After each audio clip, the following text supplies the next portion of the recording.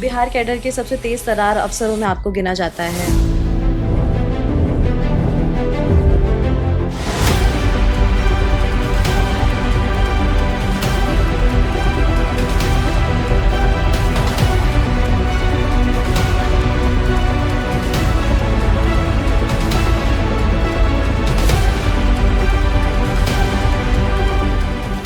आपकी पहली पोस्टिंग से ही आपको लाठी चार्ज एक्सपर्ट का जो है टैग दे दिया गया था।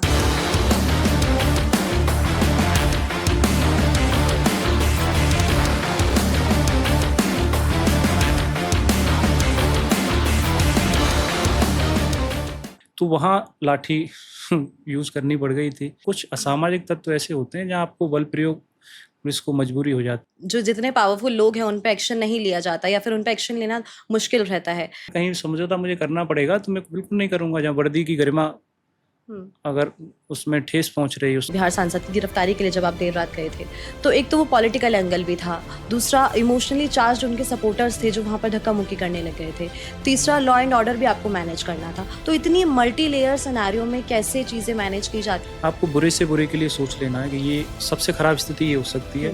क्या वजहें होती हैं कि ये करप्शन जो है पूरी तरह से खत्म नहीं हो पा रहा है? समाज में होता है तो सरकारी नौकरी होगी तो लाखों रुपए छापेगा। ये बातें पैदा कहाँ से हो रही हैं? परिवार से और समाज से हो रही हैं। अब ऐसा व्यक्ति, अब आप कल्पना करिए कि अब वो संस्थाओं में जाएगा, चाहे वो पुलिस में जाए, आर्मी में जाए या दूसरे विभागों में जाए, तो वो तो गंद मचाएगा वहाँ पे। उस लड़के का उस लड़की से पूर्व में प्रेम संबंध रहा था, बच्ची अब मना कर रही थी लेकिन वो लड़का मान नहीं रहा था। उसी में उसने बदला लेने की भावना से उसके घर पे आया और उसको केरोसिन के तेल से जला के मार डाला उनको। तो बड़ा हीनियस क्राइम था। पटना में इस समय पर सबसे ज्यादा किस तरह के केसेस आपको देखने को मिलते हैं? यहाँ संगठित अपराध है, इलीगल माइनिंग का भी है यहाँ पे। बिहार का एक लंबा इतिहास रहा है। एक समय पर जंगल राज शब्द जो है काफी ज्यादा प्रचलित हुआ था। अभी देखिए बहुत चीज़ें बदली हैं। आप ये नहीं कह सकते हो कि कानून का खुलेआम उल्लंघन हो रहा है। बाहुबली कल्चर भी जो है काफी डोमिनेंट नैरेटिव रहा है यहाँ पर। जिसको आप बाहुबली कह रहे हैं तो वो उन माध्यमों का यूज़ कर रहा है जो संगठित अपराध में आते। बालू माफिया है, भू माफिया है, शराब माफिया भी है। डिजिटल अरेस्ट लीगली सच में कोई चीज है ऐसा? पुलिस कभी भी किसी को डिजिटल अरेस्ट नहीं करती है। चाहे वो बिहार सांसद का मामला हो, चाहे फिर वो आरजेडी विधायक। नहीं, इसमें मैं बीच में सॉरी आपको रोकूंगा। नमस्कार, स्वागत है आप सभी का ईवोक इंडिया पर और मैं हूं आपके साथ दीक्षा राठौर। और आज हम हैं बिहार के पटना में और आज हम एक ऐसे आईपीएस अधिकारी से बात करने वाले हैं जिनका नाम बिहार के तेज तर्रार अफसरों में गिना जाता है, जिनका नाम अक्सर हाई प्रोफाइल और सेंसिटिव मामलों की निष्पक्ष कार्यवाही में सामने आता है, जिसकी वजह से लोग इन्हें लाठीचार्ज एक्सपर्ट, दबंग आईपीएस और सिंघम स्टाइल ऑफिसर जैसे तमाम अलग अलग टैग्स भी देते हैं। तो आज उनसे हम बहुत सारे सवालों पर बात करेंगे, सुनेंगे उनकी जर्नी के बारे में, उनके विचार और उनके वो एक्सपीरियंसेस जो उन्हें बिहार पुलिस में एक अलग पहचान दिलाते हैं। पटना से SP west IPS Bhanu Pratap Singh, बहुत बहुत स्वागत है सर आपका ईवोक इंडिया पर। Thank you very much sir, जैसे अगर आपकी जर्नी को हम देखें तो जितने भी हाई प्रोफाइल या सेंसिटिव मामले हैं उनमें आपका नाम शुमार है कि आप निष्पक्ष कार्यवाही करते हैं, एकदम दबंग आईपीएस की तरह, और इसी वजह से लोगों ने आपको अलग अलग टैग भी दिए हैं। तो ये जो आपकी पर्सनालिटी जो पुलिसिंग में उभर कर आई है, ये नेचुरल पर्सनालिटी है या फिर ग्राउंड पर जब आप निकले तो हालातों ने वैसा आपको बना दिया है? इसमें दो तीन चीज़ें हैं। एक तो ये है कि जो पुलिसिंग है जो हम देखते हैं, एक तो मूवीज़ में हम लोग देखते हैं वो, और एक सच में जो पुलिसिंग होती है जो हम लोग करते हैं उसमें बहुत उसमें अंतर होता है, जिसको हम कहते हैं रील और उसमें रियल लाइफ में जो डिफरेंस है वो उसको समझना चाहिए। मूवीज़ में सिंघम, दबंग जैसी टर्म यूज होती हैं उसमें। दरअसल पुलिस की नौकरी बहुत जिसको कहें कि बहुत एक ऐसी नौकरी है, बहुत मुश्किल है, आसान नहीं है बाकी की नौकरी की तरह। तो वो चीज़ें जो सिनेमा में दिखाई जाती हैं उससे पूर्णतः अलग है, और ये नज़रिया है लोगों का उसे किस तरह से आप देखते हो। बाकी की जो नौकरियां हैं उसी की तरह एक नौकरी है, लेकिन अलग इस तरह से, मुश्किल इस तरह से कि यहाँ आपको 24/7 आवर्स काम करना है। एक सर्विस है, इमरजेंसी सर्विस। जैसे आग लग जाती है तो उसके लिए फायर डिपार्टमेंट है, तो आप मना नहीं कर सकते 2 बजे भी आप आग लगेगी तो कि भाई मैं तो अब सो रहा हूँ। ऐसे ही पुलिस, रात को मर्डर हो गया, लूट हो गई या कुछ लॉ एंड ऑर्डर हो गया तो आपको जाना ही पड़ेगा। इसलिए एक अलग है जो मुश्किल पैदा करती है आपके सामने, और चीज़ें आपको इमोशंस में डील नहीं करनी है, रिएक्ट नहीं करना है। पुलिसिंग में आपको विशेषकर ध्यान रखना है, और बड़े कूल माइंड से आपको डिसीजंस लेने होते हैं इसमें। और इसलिए बाकी के चीज़ों से ये मतलब अलग बनती है। और इसके अलावा जो दूसरा आपका क्वेश्चन था इसमें कि जो महत्वपूर्ण केसेज हैं, एक्चुअली मेरी पोस्टिंग्स ऐसी जगह पे रही कि जहाँ मुझे अवसर मिले काम करने के। मैं इससे पहले एएसपी दानापुर के रूम में रहा एक टाइम तक। उससे पहले मुजफ्फरपुर में एएसपी टाउन रहा और फिर यहीं पटना में SP west city SP west के तौर पर मेरा यहाँ पर हुआ था। तो कुछ ऐसे हुए वहाँ पर जजमेंट लेने पड़े, तो वो रहे। और उनका महत्वपूर्ण बात ये थी कि वहीं आपकी जो पुलिसिंग है वो समझ में आती है, विशेषकर लॉ एंड ऑर्डर के मामले में, कि आपको कानून को इम्प्लीमेंट भी करवाना है, विधि व्यवस्था को बाधित भी नहीं करना है, और अपने जो सिद्धांत हैं उनसे कॉम्प्रोमाइज़ भी आपको नहीं करना है। तो उसमें मैंने आपको बताया जैसे जो बेसिक हैं पुलिसिंग के, जैसे आपको रिएक्ट नहीं करना है, किसी मूवमेंट में नहीं फंसना है, इसके अलावा कूल रहना है आपको। मतलब कूल ऐसा नहीं है कि आप उस टाइम पर रहोगे, अगर अंदर से हो तो आप रहोगे, नहीं तो नहीं रह पाओगे। कभी कभी एग्रेसिवनेस ज़रूरी होती है, वो भी आपको ध्यान रखना है उन चीज़ों का। कभी कभी आपको डिफेंसिव नेचर भी अपनाना पड़ता है पुलिसिंग में। तो बहुत सारी चीज़ें होती हैं। कुछ हमारे जो सीनियर्स हैं हम लोगों को सीखे हैं, तो वो बोलते हैं कि शतरंज की तरह होती है पुलिसिंग। तो इसी तरह से जैसे कि आपने बताया मुजफ्फरपुर में भी आप रहे थे, वो आपकी पहली पोस्टिंग थी और आपकी पहली पोस्टिंग से ही आपको लाठी चार्ज एक्सपर्ट का जो है टैग दे दिया गया था, क्योंकि गुंडागर्दी करने वालों के खिलाफ आपने एक्शन लिया। आप सड़क पर उनके पीछे लाठी लेकर दौड़ पड़ते थे। तो वो क्या पूरा इंसिडेंट था, उस टैग के पीछे की क्या कहानी है? कुछ इंसिडेंट मुजफ्फरपुर में हुए थे। एक तो लॉ एंड ऑर्डर की घटना हुई थी जिसमें एक बच्चे की डेथ हो गई थी।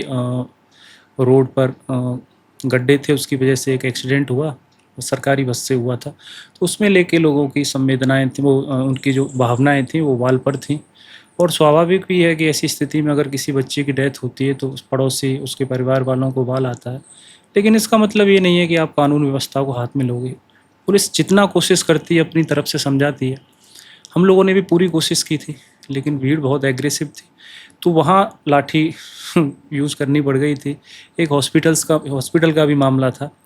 तो कुछ कुछ जगह हैं जहाँ आपको बल का प्रयोग करना पड़ता है। मेरा इसमें ये कहना है कि जो ये टैग यूज़ हो रहा है, दरअसल ऐसा नहीं है। पुलिस और जनता के बीच जो इंटरेक्शन है, जो कम्युनिकेशन है, वो बल का नहीं है, वो संवाद का है, बातों से चीज़ें हैं। लेकिन कुछ असामाजिक तत्व ऐसे होते हैं जहाँ आपको बल प्रयोग, पुलिस को मजबूरी हो जाती है और आनुपातिक बल प्रयोग उसमें किया जाता है कि चीज़ें जल्दी से जल्दी सॉर्ट आउट हो जाएं। क्योंकि ऐसा नहीं है कि कोई वो दुश्मन हो या कोई वो दूसरे देश के नागरिक हों, अपने ही लोग हैं और उनको टैक्टफुली डील करना पड़ता है। लेकिन जब वो इतने एग्रेसिव हो जाते हैं कि बात सुनने को तैयार नहीं होते हैं, तोड़ फोड़ कर देते हैं या पत्थरबाजी कर देते हैं, तो फिर पुलिस को ये अधिकार है कि वो आनुपातिक बल का प्रयोग करे। पुलिस और मजिस्ट्रेट मिलकर उसमें करते हैं और फिर उस तरह से उसको शांत किया जाता है। लेकिन बेहतर यही रहता है कि बातचीत से और उनकी जो मांगे हैं, उनको जो मानने लायक हैं, उनको मान लिया जाए। और इस तरह से अगर लॉ एंड ऑर्डर शांत होता है तो वो ज़्यादा बेहतर माना जाता है, लाठी चलाने की नौबत ना आए तो। लेकिन आज के समय में भी मतलब पुलिस और लोगों के बीच में एक बहुत बड़ा गैप है। अभी भी लोगों के मन में एक वो डर रहता है कि हाँ पुलिस है। कभी जैसे रोड पे भी जा रहे हैं तो बेशक से कुछ किया ना हो, आपने सीट बेल्ट भी पहनी है, सब कुछ है, लेकिन अगर ट्रैफिक पुलिस वाले को देख लिया तो दिमाग में थॉट्स आ जाते हैं, पता नहीं अब किस चीज़ पे रोक के बोलने लग जाए। तो पुलिस को लेके एक डर है अभी भी लोगों में। कुछ इंसिडेंट उनके साथ होता है तो वो थाने में जाने से बचते हैं कि वहाँ जाएंगे, बहुत लंबा प्रोसीजर होगा, पता नहीं हमें ही उल्टा हम ही ना फंस जाएं या क्या हो जाए। तो उसके लिए आप क्या कहना चाहेंगे? हाँ, ये सही बात है आपकी बिल्कुल। इसके अगर हम कारणों पे बात करें तो बहुत सारे इसके रीजंस हैं। जैसे कि पुलिसिंग का जो रूप और स्वरूप आप देखते हो, इसकी जड़ें बहुत गहरी हैं। पहले विशेषकर हम अंग्रेज़ों के टाइम से इसको देखें, ब्रिटिश काल से, तो वहाँ पुलिस का जो रूप था वो दमनकारी था। काफ़ी उसने टॉर्चर किया, जो हमारे फ्रीडम फाइटर्स थे, बेवजह भी लोगों को परेशान किया गया, दुरुपयोग किया गया था। तो वो यादें पीढ़ी दर पीढ़ी चली आ रही हैं। वो हमने अपने दादा परदादा से कहानियाँ सुनी उनकी। जो लोग पढ़े लिखे नहीं हैं तो उन्होंने मौखिक रूप से सुनी। फिर उसके बाद पढ़े लिखे लोगों ने किताबों से पढ़ा जो फैक्ट थे। फिर वो हमारे पिताजी से हम लोगों ने सुना और हम आगे अपने बच्चों को ट्रांसफ़र करेंगे उसको। तो वो जो स्मृतियाँ हैं वो इस तरह से हमारे अवचेतन मन में घर कर गई हैं कि वो एक नकारात्मक छवि पुलिस की बनी हुई है।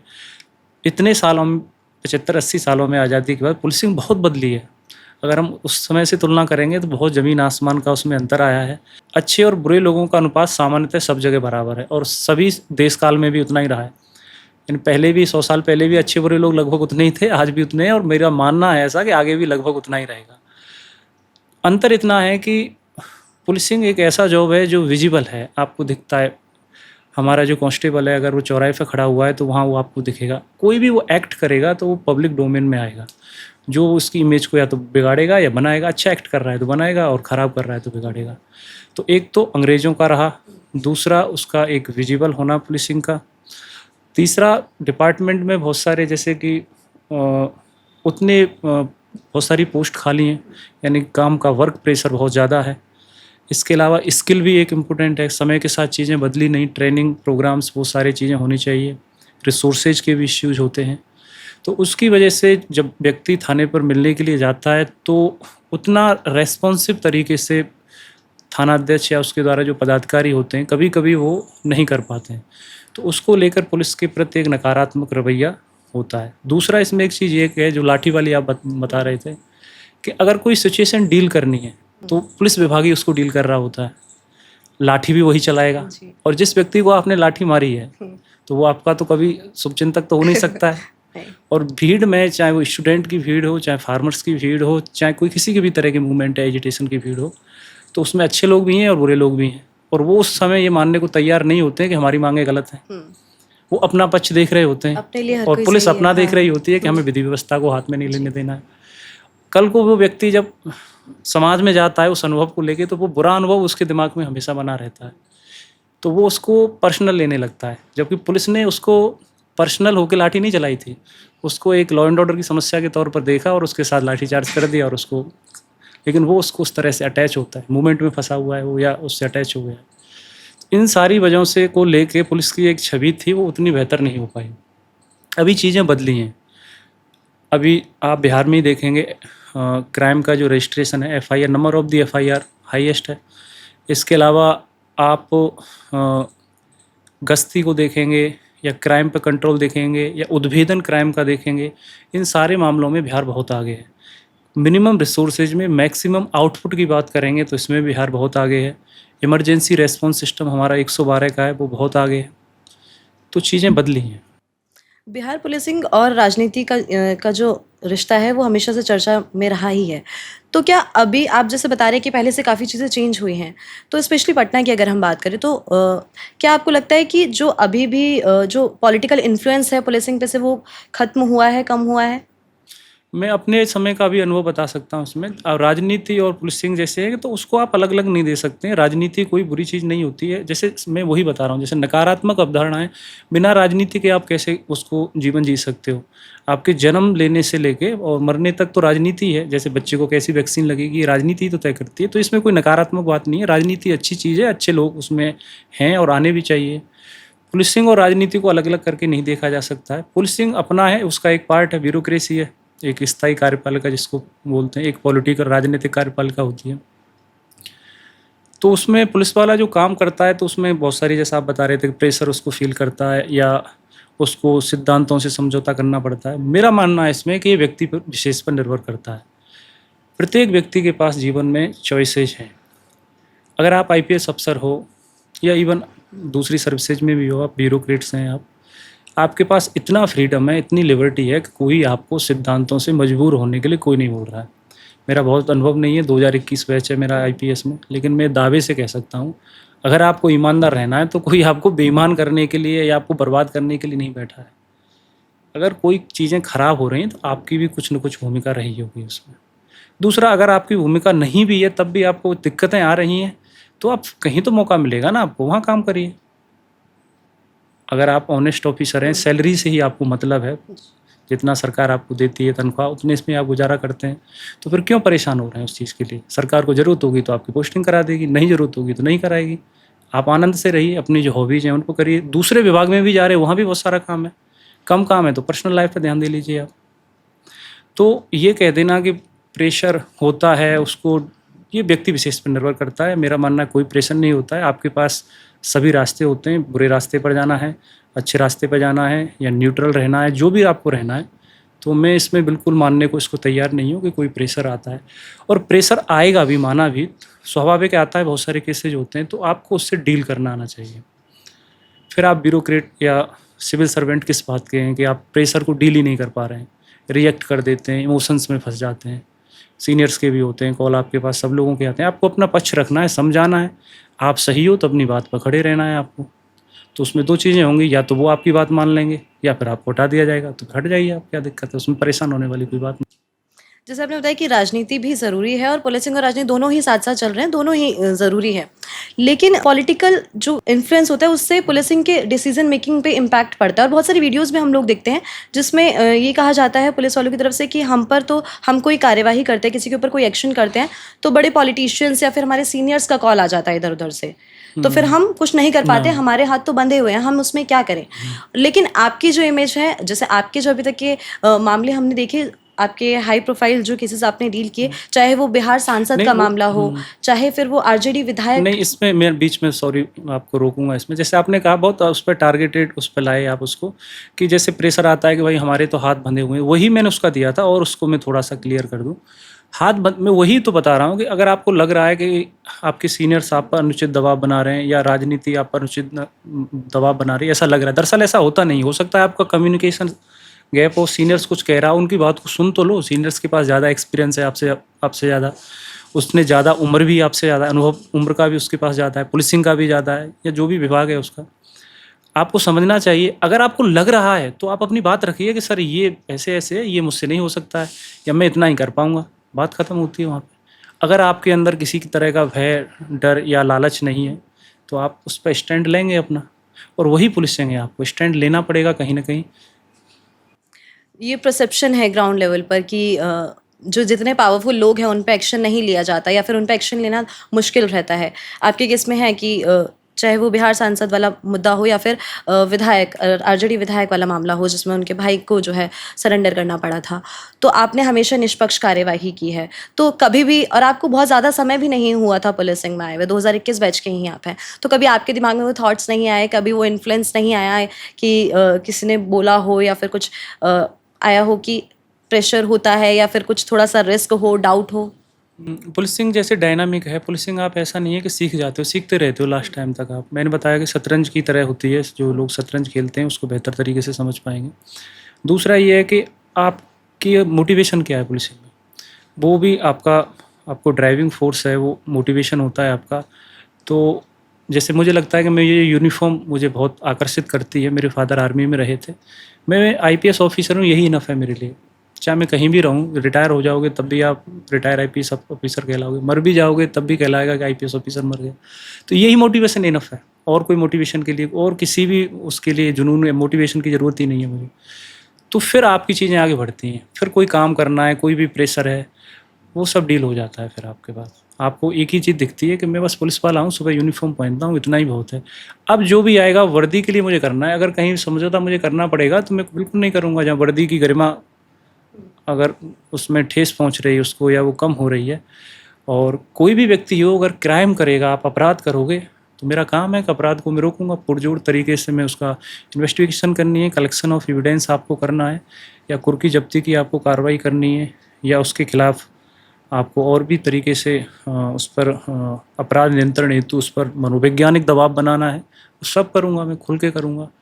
और पुलिस में और बाकी की मतलब दरअसल देखा जाए तो यही तो अंतर है कि हम लोग के पास कानून द्वारा, विधि द्वारा स्थापित जो संविधान है उसके तहत शक्तियाँ प्रदत्त हैं कि आप कब किन किन चीज़ों का उपयोग कर सकते हैं, तो उनका पूरा उपयोग करिए। इंटेलिजेंस सिस्टम है आपका, स्पेशल ब्रांच है पुलिस के पास, स्पेशल टास्क फोर्स भी है, आपका थाना भी है, इसके अलावा और भी आपके गुप्तचर हो सकते हैं, तो सारे रिसोर्सेज का उपयोग करिए उसमें। कई बार जब आप ग्राउंड पे जाते हैं एक्शन के लिए, गिरफ्तारी के लिए जाते हैं, हालात काफ़ी ज़्यादा ख़राब होते हैं। जैसे अभी जो मैं बात कर रही थी बिहार सांसद की गिरफ्तारी के लिए जब आप देर रात गए थे, तो एक तो वो पॉलिटिकल एंगल भी था, दूसरा इमोशनली चार्ज्ड उनके सपोर्टर्स थे जो वहाँ पर धक्का मुक्की करने लग गए थे, तीसरा लॉ एंड ऑर्डर भी आपको मैनेज करना था। तो इतनी मल्टी लेयर सिनेरियो में कैसे चीज़ें मैनेज की जाती है, दिमाग में उस टाइम पे क्या थॉट्स होते हैं, या कैसे चीज़ों को प्रायोरिटाइज़ किया जाता है? उसमें कई चीज़ें होती हैं आपके पास, तो एक तो रणनीति होनी चाहिए, प्लानिंग होनी चाहिए कि ये चीज़ें हो सकती हैं। आपको बुरे से बुरे के लिए सोच लेना है कि ये सबसे ख़राब स्थिति ये हो सकती है, और सबसे अच्छे के लिए कभी नहीं सोचना है। और दूसरा हमेशा ध्यान रखना है कि पुलिसिंग इमोशंस के बिना नहीं हो सकती है। जैसे मैंने एक बताया आपको कि अभी कि इमोशन में बहना नहीं है, लेकिन इमोशंस को समझना है। आप किसी राज्य में जा रहे हो, कहीं भी जा रहे हो, कहीं रह रहे हो, तो वहाँ जो का लोकल कल्चर है या लोकल जो लोग हैं उनको समझना है। अगर आप नहीं समझ पा रहे हो तो फिर आप ना तो पुलिसिंग कर पाओगे ना कुछ भी कर पाओगे। लोग किस तरह से सोचते हैं, किस तरह से वो मानने को तैयार होते हैं, उन चीज़ों को आपको समझना है। चीज़ें लीगल हैं या नहीं, आप जो कर रहे हो उसमें तो कुछ इलीगल नहीं कर रहे हो, आप प्रोसीजर को पूरा फॉलो कर रहे हो कि नहीं कर रहे हो, और आपको लॉ की जानकारी है कि नहीं, जितना रिक्वायरमेंट है उसकी। आपके साथ जो व्यक्ति हैं वो कहीं वो अनुशासनहीन तो नहीं है। उन सारे बिंदुओं पर देखना पड़ता है और फिर आपको उसमें कार्य करना पड़ता है। मेरा यही कहना है कि आप अच्छे से सोचना पड़ता है, पुलिसिंग में प्लानिंग करनी पड़ती है, लॉ की भी आपको नॉलेज होनी चाहिए, और साथ ही साथ आपको एक विज़न होना चाहिए आपका क्लियर कि भाई मुझे इस परिस्थिति में ये व्यवहार करना है और मेरा ये एक्शन रहेगा इसमें। बिहार कैडर के सबसे तेज़ तर्रार अफसरों में आपको गिना जाता है। तो ऐसी केसेस में मतलब इंस्टेंट डिसीजंस आप लेते हैं, बहुत सारे ऐसे मामले आए हैं जिसमें आप इंस्टेंट डिसीजंस लेते हैं। तो उस टाइम मतलब कैसे खुद को इतना काम रख पाते हैं, या फिर इतनी क्लैरिटी दिमाग में कैसे आती है? कैसे खुद को इतना नहीं, काम वो रखते हैं? आपके विवाह उसके व्यक्तित्व से डिपेंड करता है, आपकी पेरेंटिंग कैसे होती है, आप जिस जगह से आते हो, आपका 20-22 साल में जैसा आपके माँ-बाप आपको कैसे संस्कार देते हैं, किस तरह की आपने परिस्थितियों का सामना किया है।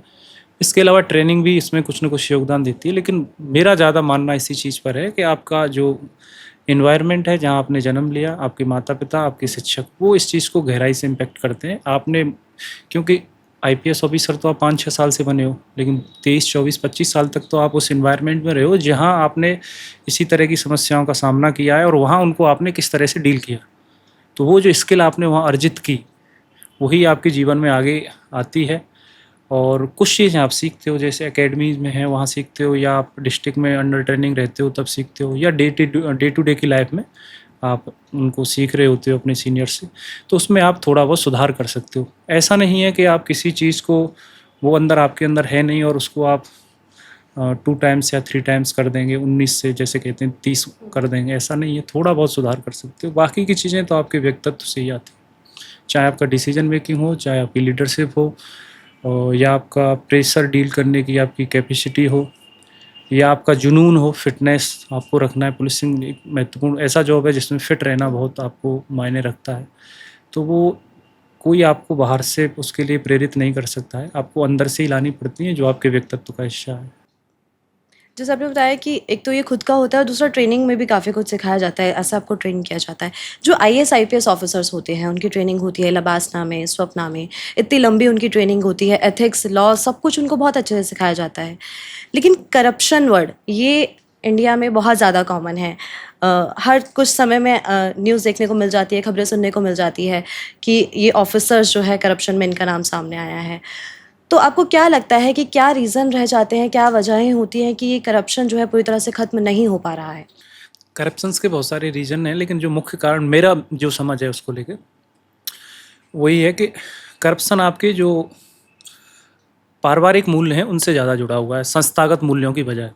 इसको ऐसे समझ सकते हैं जैसे कि परिवार और सामाजिक जो मूल्य हैं, परिवार और समाज में भ्रष्टाचार को लेकर कैसी अवधारणा है, किस तरह से उन लोगों को डील किया जाता है, उस पर डिपेंड करता है। जैसे आप सरकारी नौकरी के पीछे क्यों भाग रहे हैं? कोई बच्चा पैदा होता है किसी परिवार में, बड़ा होता है, उनके माँ बाप के माइंडसेट में होता है, समाज में होता है, ये तो सरकारी नौकरी होगी, ये तो लाखों रुपए छापेगा। ये बातें पैदा कहाँ से हो रही हैं? ये परिवार से और समाज से हो रही हैं। उसको ये नहीं बताया गया कि बहुत मुश्किल है, आपका जीवन ही निकल पाएगा सरकारी, आप प्राइवेट बिजनेस करिए अगर आपको बहुत पैसा कमाना है तो। यानी कि सरकारी नौकरी करने वालों को बड़ा सम्मान दिया गया, उनको मोटिवेट किया गया, जबकि दरअसल उनकी जो सैलरी है उतनी है नहीं। एक मिनिमम डिसेंट लाइफ अपना आप कर सकते हो किसी भी रैंक पर, क्योंकि आपके खर्चे भी उसी तरह से होते हैं अगर आप आईपीएस ऑफिसर हैं या नीचे वाली पोस्ट हैं उन पर भी, ग्रुप ए बी सी जो भी हैं। लेकिन समाज में इस तरह स्थापित कर दिया गया कि आप तो ये हैं तो बड़े शहंशाह होंगे, लाट साहब रहेंगे। उसके ही आलोक में व्यक्ति एक ही एक्सपेक्टेशन बढ़ती हैं, उनके परिवार वाले उनसे बढ़ा रहे होते हैं, माँ बाप बढ़ा रहे होते हैं। इवन आप दहेज जैसी कुप्रथा को देखिए, कोई बच्चा अगर नौकरी में लगता है तो उसमें डिमांड होती है दहेज की। उसके पेरेंट्स चाहते हैं लड़के वाले कि इसका पूरा खर्चा इस माँ बाप उनका हमारे बेटे की तो सरकारी नौकरी बेटी, है, अब हाँ, दहेज अच्छा मिलेगा। बेटी वालों से निकालने पूरा का पूरा, ये मूल्य कहाँ से आया? ये पारिवारिक और सामाजिक बुरे मूल्य हैं। हम्म। अब ऐसा व्यक्ति, अब आप कल्पना करिए कि अब वो संस्थाओं में जाएगा, चाहे वो पुलिस में जाए, आर्मी में जाए या दूसरे विभागों में जाए, तो वो तो गंद मचाएगा वहाँ पे, क्योंकि उसकी एक्सपेक्टेशन वही है। और उसके पीछे जिससे उसने लाइफ पार्टनर बनाया है, महिला है या पुरुष है, उसकी भी एक्सपेक्टेशन उससे जुड़ी हुई है। वो उसको प्रेशराइज करेगा या करेगी कि आप, हमने ऐसे शादी थोड़ी की थी। तो जो दिक्कतें पैदा हुई वो वहाँ से हुई। आप चीज़ें अच्छी बताओगे नहीं उनको कि भाई आपका ये है मैटर है, आपको ईमानदार इसलिए नहीं रहना है कि इसके लोग आपको बहुत बड़ाई करेंगे आपकी, वो करेंगे। ईमानदार होना चाहिए व्यक्ति को, उससे ये उम्मीद की जाती है।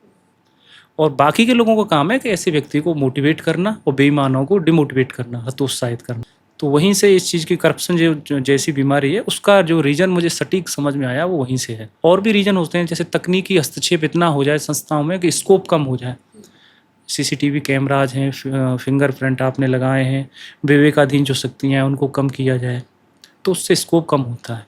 लेकिन अगर पूर्णतः इसको ख़त्म करना है, कम करना है, पूर्णतः ख़त्म करना तो आइडियल है, पॉसिबल नहीं है। भाई भतीजा भाई, क्रॉनी कैपिटलिज्म तो रहेगा अगर करप्शन वैसा आप ख़त्म कर भी दोगे, वित्तीय वाला। तो उसके बाद जो सबसे मुख्य कारण है वही है पारिवारिक मूल्य और सामाजिक मूल्य। आपके वहाँ वर्क करने की ज़रूरत है, जिसको 30, 40, 50 साल लगेंगे। अगर आपको कुछ करप्शन को कम करने के लिए, ख़त्म तो नहीं हो सकता, कम करने के लिए कुछ स्ट्रक्चरल रिफॉर्म आपको सजेस्ट करने हो, तो वो आप क्या करना चाहेंगे? जैसे अगर शॉर्ट टर्म में अगर हम देखें, तो लॉन्ग टर्म में तो मैंने बताया कि आपको वहीं काम करना है, परिवार, समाज और आपके टीचर्स जो भी हैं। शॉर्ट टर्म में जैसे कि तकनीक का आप उपयोग करिए ज़्यादा से ज़्यादा। टेक्नोलॉजी स्कोप कम करती है। जैसे आप ऑफिसेज में सीसीटीवी कैमरा लगवाइए। दूसरा ये है कि आप फिंगरप्रिंट लगवाइए, वो बायोमेट्रिक लगवाइए। जो लोग डिले आते हैं उनका एक समाधान ये भी हो सकता है। मतलब ऐसे ही बहुत सारे एआई का उपयोग हो सकता है उसमें। इसके अलावा जो विवेकाधीन शक्तियाँ हैं, जिसमें आपको ऑफिसर्स विशेष के ऊपर छोड़ दिया जाता है कि इस स्थिति में वो क्या व्यवहार करेगा, उनमें कमी लाई जाए तो करप्शन का स्कोप कम होता है। चीज़ों को डिजिटल किया जाए। और इसी तरह से आप जो खरीद की जो प्रक्रिया है, सरकारी सामान खरीदे जाते हैं, उसको ऑनलाइन किया जाए। ऑनलाइन चल भी रहा है, जेम पोर्टल वगैरह है। तो इसी तरह तकनीक अगर उसमें आएगी तो चीज़ें कम होंगी। इसके लिए मेन हमारा एथिक्स भी बहुत ज़रूरी है। सिविल सर्वेंट के लिए उसके एथिक्स होना बहुत ज़रूरी है। तो आपके लिए असल में एथिक्स का मतलब क्या है एक सिविल सर्वेंट के लिए?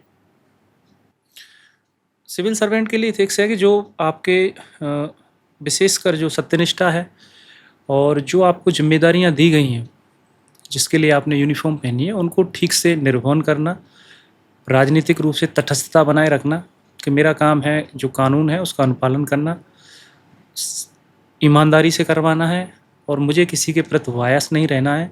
उससे जो लोग मिलने के लिए आएंगे, उनकी बातों में अगर मेरिट है, अगर वो लॉफुल है, तो मुझे करना मेरा नैतिक और कानूनी उत्तरदायित्व है। गलत है तो मैं उसको नहीं करूँगा। तो यानी इवन आए आपकी जो ड्यूटीज़ हैं, ऑफिशियल ड्यूटीज़ हैं, उनको ईमानदारी से निभाइए, यही एथिक्स। आपकी अभी तक की पुलिसिंग में कोई ऐसा इंसिडेंट रहा जहाँ पर आसान और सही रास्ता दोनों अलग अलग थे, उसमें से आपको कोई एक चूज़ करना पड़ा हो? कोई इंसिडेंट आप बताना चाहें? हाँ, नहीं, ऐसा तो डे टू डे में होता ही, मतलब रोज़मर्रा की ज़िंदगी में आपके पास होता ही है। क्राइम में भी बहुत सारे केसेज ऐसे होते हैं। मैं उन पर तो नहीं जाऊँगा किसी पे, क्योंकि उसमें बहुत सारे व्यक्तिगत आयाम भी होते हैं लोगों के। तो वहाँ आपको करना पड़ता ही है, उसमें बहुत सारे होते हैं। आप बच के भी निकल सकते हो वही मैं पूछना ना, चाह रही हूँ। हाँ आप जूनियर को भेज सकते हो, जी। एसडीपीओ को आप अपना, जैसा भी सिटी एसपी हो तो आप अपने जो एसडीपीओ हैं उनको भेज सकते हो, एसएचओ से डील करवा सकते हो, इवन फ़ोन पर बैठ के भी बात कर सकते हो, आप कॉम्प्रोमाइज़ कर सकते हो। क्राइम है, रात को आपको निकलना होता है छापेमारी में, तो आप एक तो ये कि ओरल बोल दो कि भाई आप जाइए इनको गिरफ्तार करके लाइए। एक आप खुद आगे बढ़ के चाह रहे हो, डेली नहीं तो लेकिन सप्ताह में कम से कम 2-3 दिन तो आपको जाना चाहिए। तो ये रास्ते हैं कि ये आसान है और उनको बोल दो नीचे वालों को। लेकिन फोर्स एक मोटिवेशन से और लीडरशिप से चलती है, डिसिप्लिन से चलती है। अगर आप निकलते हो, आप काम करते हो, तो वो मोटिवेट रहते हैं और आपके लिए काम करते हैं। टीम है आपकी, आप उसके एक लीडर हो सकते हो, मेंबर हो सकते हो, मतलब आपके मेंबर हैं वो सारे के सारे लोग। तो ऐसा तो होता रहता है डे टू डे की, उसमें बहुत सारी। आपकी पुलिसिंग में बहुत सारे मामले रहे हैं, बहुत ज़्यादा सुर्खियों में भी रहे हैं, लेकिन मैं अब आपसे जानना चाहूँगी कोई एक ऐसा मामला जो अभी तक की पुलिसिंग का, अभी तक की आपकी जर्नी का, जो आपको सबसे टफ लगा हो, जो आपने डील किया हो? अगर मैं क्राइम के मामले में ही बात करूं, जैसे पुलिसिंग के मुख्यतः 3 काम होते हैं पुलिसिंग में: इन्वेस्टिगेशन, लॉ एंड ऑर्डर और एक क्राइम कंट्रोल। क्राइम में जानीपुर थाना के अंतर्गत एक केस हुआ था जिसमें एक बच्ची और उसके भाई को, बच्ची भी माइनर थी और उसका भाई भी माइनर था, उसको ज़िंदा जला दिया गया था केरोसिन के तेल डाल के। शुरू में लगा था कि एक्सीडेंट है, लेकिन जब डेड बॉडी जिस तरह से मिली और जब प्रेमा फेसी लगने लगा कि ना ना ये तो ब्रूटल मर्डर हुआ है और प्लान मैनर में किया गया है। आसपास कुछ सीसीटीवी में कैमरा था नहीं, तो जो घर जानीपुर थाना में उस व्यक्ति, जो पीड़ित व्यक्ति था, उसका जो घर था वो खेतों में बना हुआ था जो कृषि कार्य हेतु उपयोग किए जाते हैं, और वहाँ कोई आपको तकनीकी रूप से पॉसिबल नहीं था। और जो एक्यूज बाद में निकला भी था, कोई टावर डंप या हमारी जो इंटेलिजेंस यूनिट की टीम काम करती है, डीआईयू जिसको बोलते हैं, उसके पास भी कोई क्लू नहीं थी। तो वो मैन्युअली और उसको एक मतलब क्या कहते हैं टैक्टिस से उसको डील किया गया था, उसको डिटेक्ट किया गया था। वो बहुत चैलेंजिंग था और उसको बहुत कम समय में, 12 घंटे से भी कम समय में हम लोगों ने उसको कर लिया था, क्योंकि उसमें लॉ एंड ऑर्डर भी हुआ था। क्योंकि लोगों के इमोशंस आए कि पुलिस क्या कर रही है, अंततः पुलिस के ऊपर ही आता है, जबकि उसमें पुलिस की कोई भूमिका नहीं है। सोसाइटी से जो जनित अपराध हैं उनको आप नहीं रोक सकते हो। किसी व्यक्ति की हत्या अगर किसी को करनी है, बीवी को अगर किसी को मारना चाहे अपने पति को, तो नहीं रोक सकते। बहुत सारे केसेज होते हैं, एक भाई अपने भाई को ज़मीनी विवाद में मारना चाहे तो, लेकिन स्टेप्स जो उठाने होते हैं पुलिस को वो उठाती है। तो वो ऐसा ही मामला था। उस लड़के का उस लड़की से पूर्व में प्रेम संबंध रहा था। बच्ची अब मना कर रही थी, लेकिन वो लड़का मान नहीं रहा था। उसी में उसने बदला लेने की भावना से उसके घर पे आया और उसको केरोसिन के तेल से जला के मार डाला उनको। तो बड़ा हीनियस क्राइम था और बहुत चैलेंजिंग था। पूरा दिन, 2-3 दिन तक उसमें पूरा का पूरा लॉ एंड ऑर्डर बाधित रहा था, और उसमें पुलिस के ऊपर थोड़ा सा प्रेशर भी फील कर रहे थे लोग, विशेषकर जो सबऑर्डिनेट लेवल पर हैं। लेकिन उसको डील किया गया और बढ़िया से उसका उद्भेदन भी हुआ, और मुझे भी अच्छा लगा उसको। एक मतलब अगर ऐसे केसेज आप डील करते हो तो आपकी जो पेशेंस है, आपकी जो पुलिसिंग है, तभी आपको पता चलता है। हर तरह के क्राइम आप लोग देखते हैं, हर तरह के मामले आपके पास आते हैं, चाहे वो रेप हो, लड़ाई झगड़ा हो, मर्डर हो। तो अभी आप पटना में सिटी एसपी वेस्ट के तौर पर हैं, के पद पर हैं। तो पटना में इस समय पर सबसे ज़्यादा किस तरह के केसेस आपको देखने को मिलते हैं?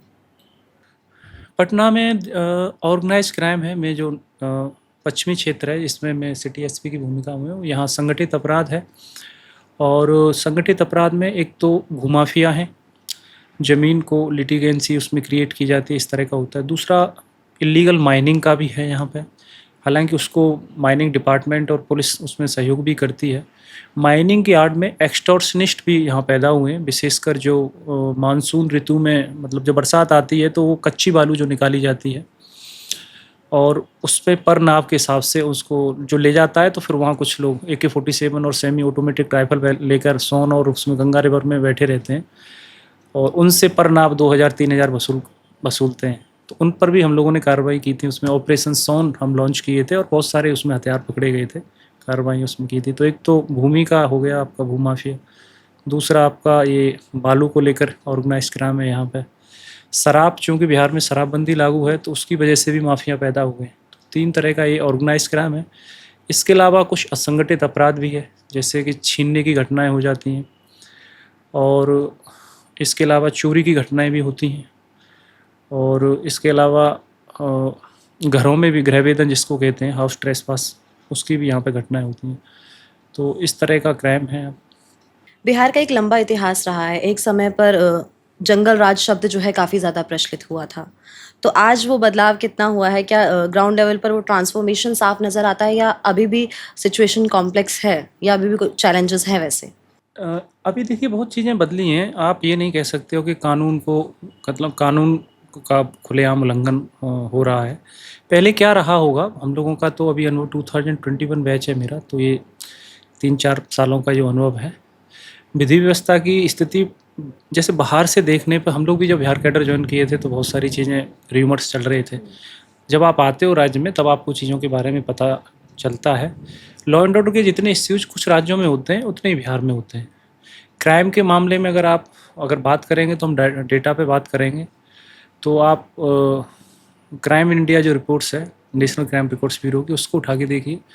बिहार में क्राइम उतना नहीं है। एग्जैक्ट डाटा तो मुझे अभी याद नहीं आ रहे हैं, तो इस साल की जो रिपोर्ट है आप उसमें देख सकते हैं, लेकिन मैं दावे से कह सकता हूँ कि उसमें उतनी बुरी स्थिति नहीं है। लोग सामान्य अपना जीवन जी रहे हैं, लेकिन बाहर से ऐसे जो आप टर्मिनोलॉजी यूज़ कर रहे थे जंगल राज, ऐसा कुछ नहीं है। आप आके देखिए, टूरिज्म भी बढ़ रहा है, डेवलपमेंट भी हो रहा है, रोड्स इतने सारे बन रहे हैं उसमें, और पुलिस भी अपना काम कर ही रही है उसमें। तो ऐसा कुछ नहीं है। और सामान्य जो समस्याएं होती हैं जैसे क्राइम की, तो वो सब राज्यों में है। उदाहरण के लिए जैसे कहीं अगर चेन स्नेचिंग की घटना हो जाती है, या हाउस ट्रेसपास की घटना हो जाती है, या किसी का मर्डर हो जाता है, तो ऐसे कौन से राज्य हैं जहाँ नहीं होती है? आनुपातिक दृष्टिकोण से कम या ज़्यादा हो सकती है। नॉर्थ इंडिया में देखेंगे तो कहीं मान के चलिए 10 होती हैं, तो वहाँ अगर 5 हो रही होंगी। लेकिन ऐसा नहीं है कि वहाँ क्राइम बिल्कुल ख़त्म हो गया है, लॉ एंड ऑर्डर बिल्कुल सामान्य है। वहाँ भी होता है और इतना ही यहाँ पर है। ऐसा नहीं है कि बहुत भयानक तरीके से रोज़ यहाँ रोड जाम हो रहे हों, या रोज़ लाठी लेके लोग सड़कों पे निकल रहे हों। ऐसा कुछ नहीं है, बिल्कुल सामान्य है, बाकी के राज्यों की तरह ही है। बाहुबली कल्चर भी जो है काफ़ी डोमिनेंट नैरेटिव रहा यहाँ पर, वो कितना बदल पाया है, या फिर या उसका सिर्फ रूप बदल गया है? क्राइम का तो रूप बदलता है, जैसे कि मसल पावर वाला जो बाहुबली कल्चर आप बता रहे हैं, तो उसमें आप पहले देखोगे, अंग्रेज़ों के टाइम से देख लीजिए इस चीज़ को, आज़ादी के बाद भी बहुत सारे उसमें उसका रूप बदलता ही रहता है। क्योंकि जो क्राइम जो कर रहा है वो व्यक्ति, तो वो ऑर्गेनाइज्ड क्राइम की तरफ चला गया है। जिसको आप बाहुबली कह रहे हैं, तो वो उन माध्यमों का यूज़ कर रहा है जो संगठित अपराध में आते हैं। जैसे मैंने बताया आपको, बालू माफिया है, भू माफिया है, शराब माफिया भी है, और उसकी वजह से उसको वहाँ से इनकम भी हो रहा है। दूसरा, वो राजनीति से भी जुड़ा हुआ है वो व्यक्ति। तो ये चेंज उसमें आया है। उसके कारण पुलिसिंग और भी चैलेंजिंग हुई है, और इसलिए पुलिस, मैंने बताया कि डायनामिक है, तो हम लोग फिर उसमें नई अलग तरीके से उसमें हम अपनी रणनीति बनाते हैं। आपने बताया कि क्राइम के जो मेथड है वो भी चेंज हो रहे हैं, पुलिसिंग भी चेंज हो रही है। तो जो आज की जो जनता है वो इंस्टेंट जस्टिस चाहती है कि स्पीड चाहती है अपने केसेस में, कि अगर वो कोई एफआईआर करवा रहे हैं तो उस पर जल्द से जल्द एक्शन हो। अगर नहीं होते तो आज के समय में कितने सारे विरोध प्रदर्शन होने लगते हैं, सोशल मीडिया पर वीडियोस डलने लग जाती हैं। तो स्पीड और एक्यूरेसी को किस तरह से मेंटेन किया जा रहा है, उसके लिए क्या चेंजेस किए जा रहे हैं पुलिसिंग में? ये बिल्कुल सही है आपका कि चीज़ें बदली हैं। इंफॉर्मेशन टेक्नोलॉजी की वजह से चीज़ें बहुत तेज़ गति से पिछले 2-3 दशक में हुई हैं। लोगों की डिमांड भी बढ़ी है, जनसंख्या बढ़ी है, रिसोर्सेज उतने जनरेट हो नहीं पाए हैं, तो उससे एक एनवायरनमेंट स्ट्रेस का क्रिएट हुआ है सारी संस्थाओं पे। उसमें से पुलिस पे ज़्यादा इसलिए क्योंकि वो एक इमरजेंसी सर्विस है। लोगों को कहीं कुछ नहीं दिखता है, तो आप स्वाभाविक है कि वो थाना को अप्रोच करेंगे। तो उसमें अभी जो नया कानून आया, बीएनएसएस और बीएनएस और भारतीय साक्ष्य अधिनियम, बीएनएस जो आईपीसी के स्थान पर आया, उसको भारतीय न्याय संहिता के नाम से जाना जा रहा है। और सीआरपीसी जो पहले चलता था, प्रोसीजर लॉ, उसकी जगह पर भारतीय नागरिक सुरक्षा संहिता आया। और इंडियन एविडेंस एक्ट के तहत, जो इंडियन एविडेंस एक्ट था, उसकी जगह पर भारतीय साक्ष्य अधिनियम ही आया। तो इसमें प्रावधान किए गए हैं, जैसे 60 से 90 दिन के बीच में आपको 60, और कुछ केसेज में 60 डेज, और कुछ में 90 डेज में आपको चार्जशीट करनी है। 14 डेज में मेडिकल रिपोर्ट्स भी आपके पास आएगी। यानी इस नए कानून में चीज़ों को टाइम बाउंड किया गया है, ट्रायल के लिए समय फिक्स किया गया है इसमें। और एफआईआर को एफआईआर या उस तरह से किया गया कि आप कहीं से भी एफआईआर करा सकते हैं। तो जो आप स्पीडी ट्रायल वाली बात कर रहे थे, तो इस नए कानून में एक तो आती है। दूसरा, हम लोग भी उसकी लगातार मॉनिटरिंग करते हैं। SC ST रिलेटेड केसेज हैं वो 60 डेज में चार्जशीट हो जाएँ। विशेषकर महिलाओं से संबंधित जो अपराध वाले केस हैं वो टाइम से हो जाएँ, रेप पोक्सो रिलेटेड जो केसेज हैं। और फिर होने के पश्चात उनका अभी बिहार पुलिस मुख्यालय की तरफ से एक पहल भी चल रही है स्पीडी ट्रायल को लेके, कि कैसे भी करके कन्विक्शन जो रेट है उसको बढ़ाया जाए। उसमें जो एविडेंस कलेक्शन है उसको ठीक ढंग से किया जाए। 7 साल से ज़्यादा के जो जिनमें पनिशमेंट है, जिन क्राइम में, वहाँ FSL की टीम को क्राइम सीन पर बुलाया जाए हर केस में, अगर वहाँ 7 साल से ज़्यादा की उसमें सज़ा का प्रावधान है। एविडेंस कलेक्शन प्रॉपर साइंटिफिक ढंग से किया जाए, उसमें PO को सिक्योर किया जाए। तो कई बिंदुओं पर काम चल रहा है उसमें, और हम लोग भी उसको देख रहे हैं। और जो नए IO आ रहे हैं और या पुराने हैं, उनकी कैपेसिटी बिल्डिंग के लिए और उनको ट्रेनिंग के लिए अलग से बार-बार भेजा भी जा रहा है। तो टाइम बाउंड और स्पीडी ट्रायल वाली जो बात थी आपकी, तो इसमें आप देख सकते हैं हो भी रही है, और आने वाले टाइम में हम उम्मीद करेंगे कि और बेहतर होगी। नए रिफॉर्म्स लाए गए हैं, जैसे टाइम पीरियड सेट कर दिया गया है, जैसे केसेस में डिले ना हो, ठीक है। लेकिन इस पे अगर हम यूपी की बात करें, आप भी यूपी के रहने वाले हैं, यूपी में एनकाउंटर को लेकर एग्रेसिव पुलिसिंग मॉडल जो है अब हो गया है कि वहाँ पर इंस्टेंट जस्टिस होते हैं, एनकाउंटर्स होते हैं, पुलिसिंग को फ्री हैंड दे दिया गया है, बुलडोजर एक्शन वहाँ पर हो जाते हैं। तो अगर उससे देखा जाए तो आपको क्या लगता है बिहार पुलिसिंग उससे कितना अप्रोच हुई है? कुछ चीज़ें क्लियर करना चाहूँगा। लोकतंत्र में संस्थाओं का इम्पोर्टेंस महत्व है। आपके पास विधायिका है, कार्यपालिका है और न्यायपालिका है आप। तो जस्टिस का काम पुलिस नहीं कर सकती है। जस्टिस करेगा न्यायालय। वो माननीय न्यायालय का विषय है। पुलिस का काम एग्जीक्यूटिव का है, कार्यपालिका है और विधायिका द्वारा निर्मित जो कानून है उसको इम्प्लीमेंट करवाना पुलिस का काम है। चाहे वो सीआरपीसी वो अभी जो बीएनएसएस हो या बीएनएस हो या बहुत सारे माइनर और मेजर एक्ट हैं या लोकल एक्ट हैं, स्पेशल एक्ट हैं, उनको करवाना पुलिस का काम है। अपराध अगर हो नहीं बेहतर है। बेसिक्स पे हम आते हैं। अपराध अगर हो जाता है तो उस अपराधी को गिरफ्तार करना, उसको उद्भेदित कर लेना और अच्छे से एविडेंस कलेक्शन करके कोर्ट में उसको प्रोड्यूस करना है और फिर उसका ट्रायल चलना है। पीपी पब्लिक प्रोसिक्यूटर के माध्यम से उसके केस को लड़ना है और उसमें उसको कन्विक्शन करवाना है। इनकाउंटर वाला जो कल्चर है, इनकाउंटर वर्ड कहीं यूज़ तो हुआ नहीं है सीआरपीसी में या अभी जो बीएनएसएस वाला है।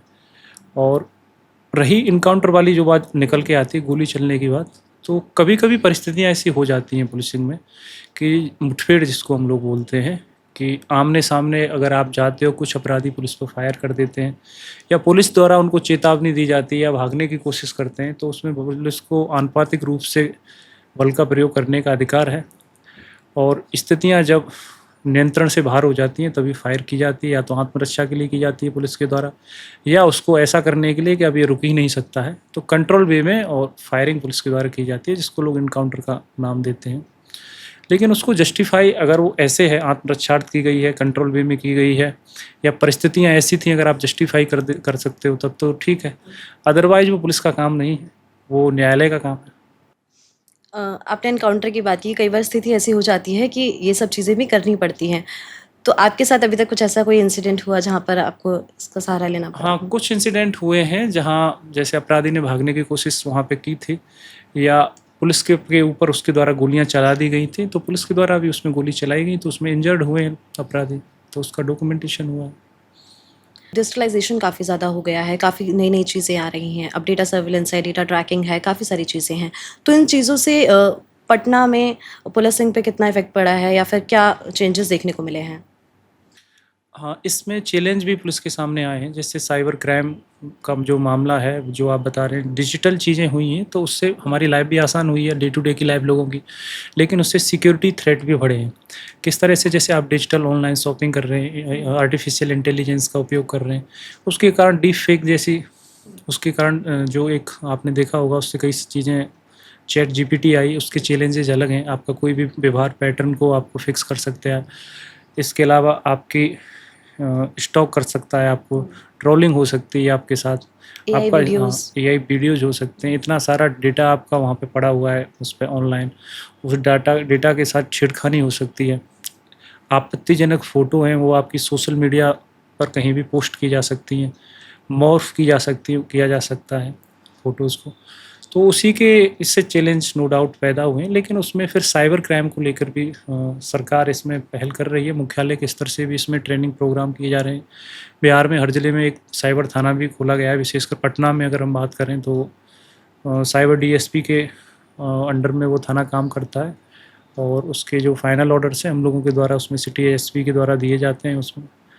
तो उसमें कैपेसिटी बिल्डिंग का काम चल रहा है। चैलेंज है नो डाउट इसमें कि साइबर क्राइम जो है वो काफ़ी चैलेंज क्रिएट कर रहा है पुलिसिंग के लिए, और साइबर क्रिमिनल हैं वो कुछ हद तक पुलिस से आगे भी रहते हैं, 2 कदम आगे भी रहते हैं, क्योंकि पुलिस के पास और भी बहुत सारे काम हैं और साइबर क्रिमिनल के पास तो वही काम है।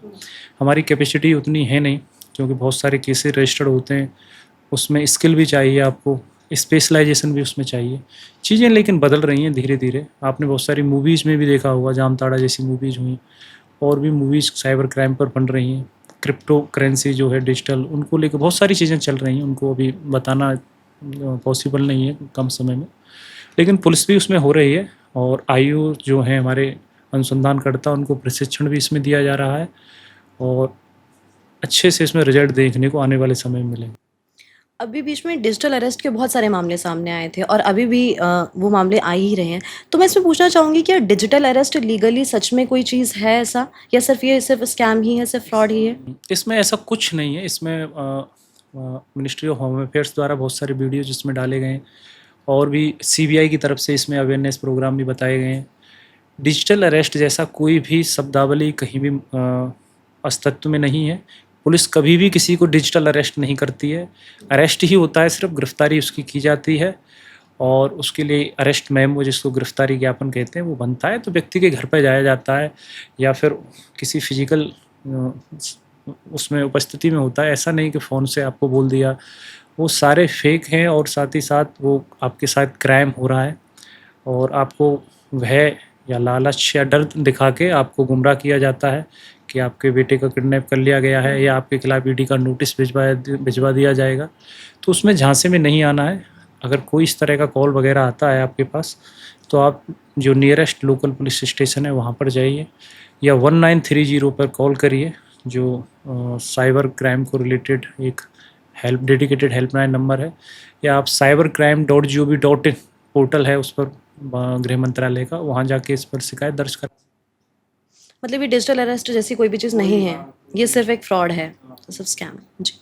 अलग अलग स्टेट्स की अपनी अपनी पुलिसिंग स्ट्रैटेजी अलग होती है, अपना पैटर्न अलग होता है। तो बिहार का अगर हम देखें तो बिहार की पुलिस की स्ट्रेंथ क्या है और लिमिटेशंस क्या है? स्ट्रेंथ सबसे बड़ी यही है कि मिनिमम रिसोर्सेज में मैक्सिमम आउटपुट। आप इसको इनकार नहीं कर सकते कि जो इतने रिसोर्सेज बिहार पुलिस के पास हैं और जितने चैलेंजेज या जिस तरह का क्राइम पैटर्न है और जिस तरह का क्राइम का सामना बिहार पुलिस करती है, और उसमें भी जो रिजल्ट वो देती है वो किसी दूसरे राज्य में नहीं है। आप गारंटी से मैं बता सकता हूँ, सभी तरह के और क्राइम यहाँ पर आपको देखने को मिल जाएंगे, बाकी के राज्यों में भी मिल जाएंगे। लेकिन उनको जब डिटेक्ट किया जाता है तो उनके पास बहुत सारी चीज़ें ऐसी होती हैं कि जो काफ़ी आगे एडवांस हैं। जैसे केरला पुलिस में अगर आप बात करेंगे, दिल्ली पुलिस की आप बात करेंगे, तो उनके पास एडवांस चीज़ें हैं, लेकिन वही रिजल्ट बिहार पुलिस अपने कम से कम जो जितना भी उसके पास है उसमें लाती है। इवन हत्या जैसे केसेज हैं, लूट है, डकैती है, जो हीनियस क्राइम है, उसमें 100% डिटेक्शन है। और ऐसा नहीं है कि किसी को निर्दोष व्यक्ति को जेल भेज गया है, जिस व्यक्ति ने अपराध किया है उसी को जेल भेजा गया है। और बेसिक्स की जो टेक्नोलॉजी है, CDR, IPDR base, CCTV cameras या इन्हीं के बेस पर या मैनुअल इंटेलिजेंस के बल पर हम लोग उसको करते हैं। तो ये सबसे बड़ा स्ट्रेंथ है कि मिनिमम उसमें रिसोर्सेज में मैक्सिमम आउटपुट आता है। दूसरा जो वीकनेस वाली बात कर रहे हैं कि उसमें कि जैसे कि अगर मुझे लगता है कि हेल्थ को लेकर जो इश्यू है वो बहुत चैलेंजिंग है। जैसे मैंने हो सकता है मेरा अनुभव सीमित रहा हो, लेकिन मुझे महसूस होता है कि बिहार पुलिस में विशेषकर हेल्थ को लेकर इश्यू है। जो हमारे जवान हैं अनफिट हैं, अगर उनके मेडिकल एग्जामिनेशन होते भी हैं कराए जाएंगे, क्योंकि वो या तो ओवरवेट मिलेंगे या ओबीस वाली कैटेगरी में आएंगे। बहुत सारे लोगों को डायबिटीज़ या ब्लड प्रेशर की समस्याएं भी हैं। उसके रीजंस बहुत सारे हैं, या तो उसको कल्चर में नहीं है, आपने नेगलेक्ट कर दिया हेल्थ को, या ऐसी परिस्थितियां हैं कि आप चाहकर भी उसको ध्यान नहीं दे पाते हैं उसमें। तो हेल्थ को लेकर मुझे लगता है कि वीकनेस है, और बाकी का सब अच्छा है।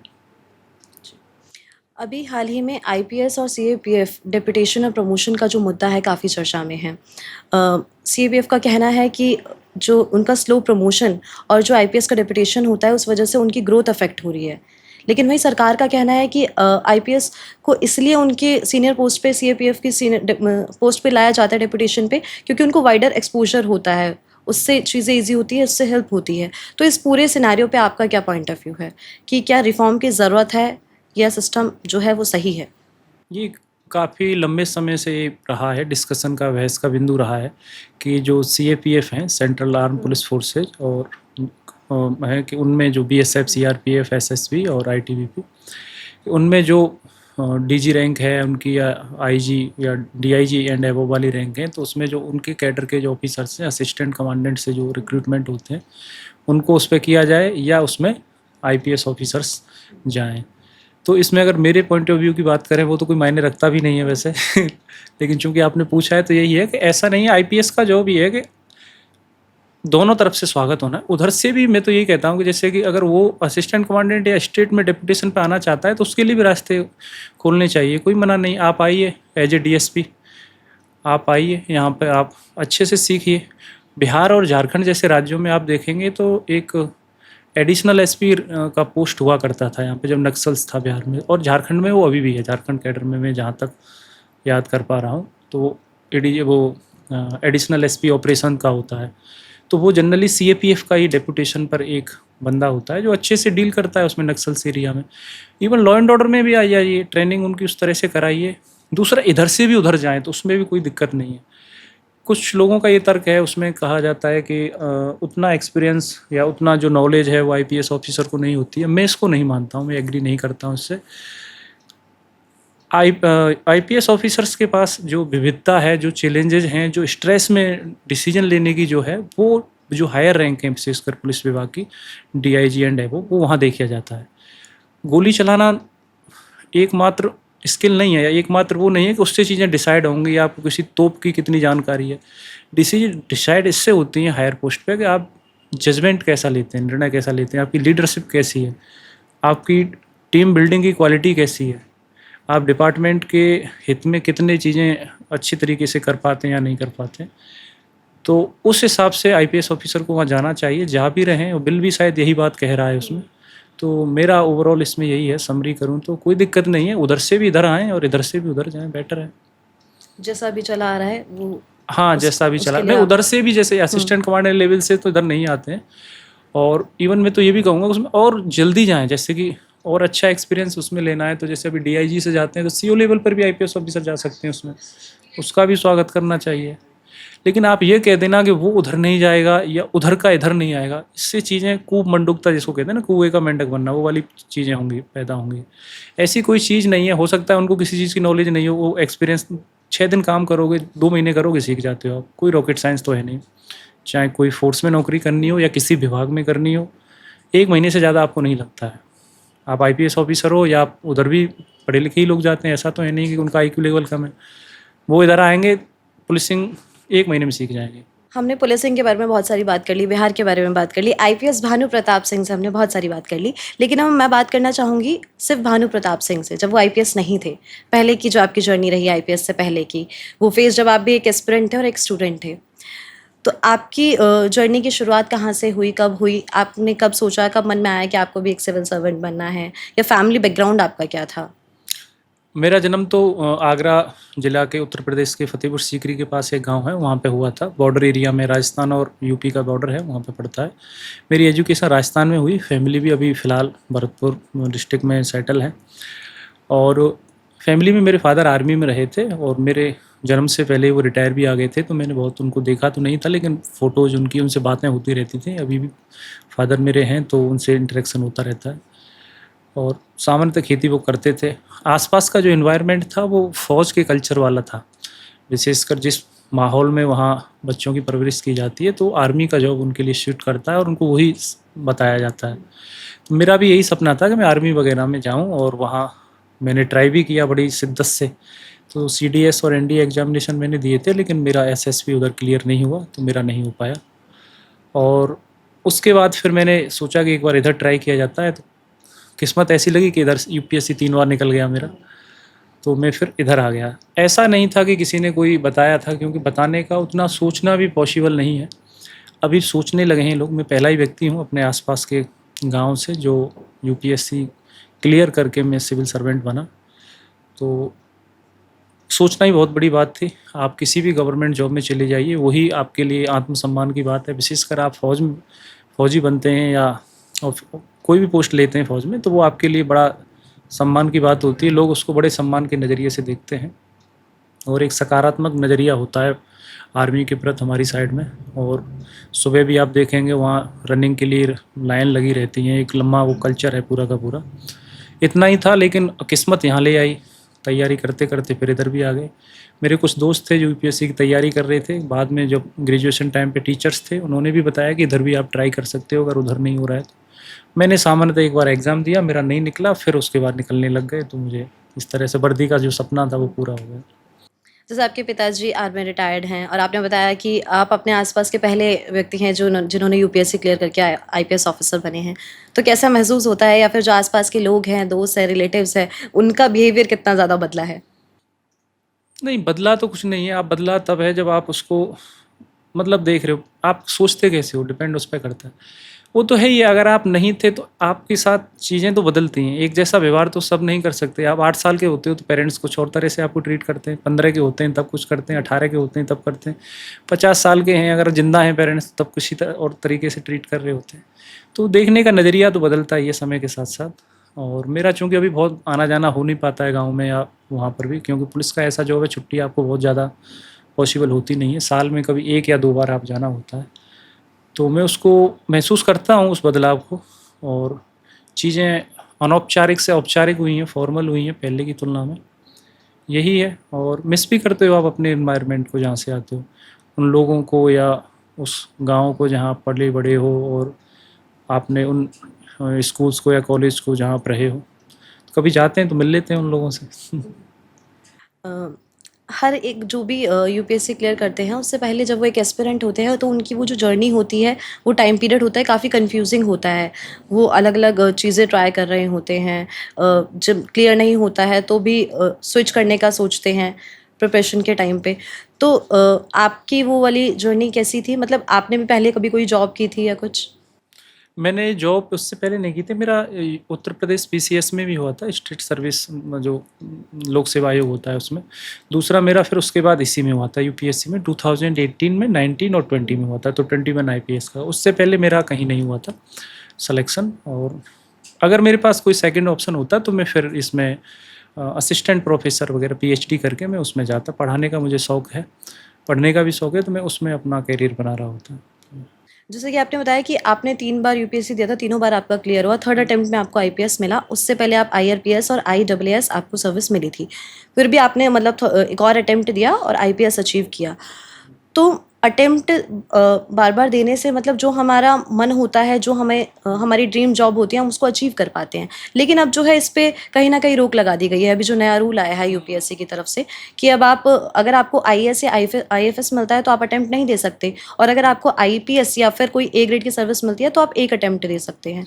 तो इस पे उसमें आपका क्या कहना है? उसमें लगाया है उसमें, हालाँकि मैंने उसको पढ़ा नहीं है, क्योंकि अभी आप उस फ़ेज़ से बाहर निकल गए हो, तो बहुत ज़्यादा उसमें आप रहे नहीं, वो पुलिसिंग में टाइम भी नहीं मिलता है आपको।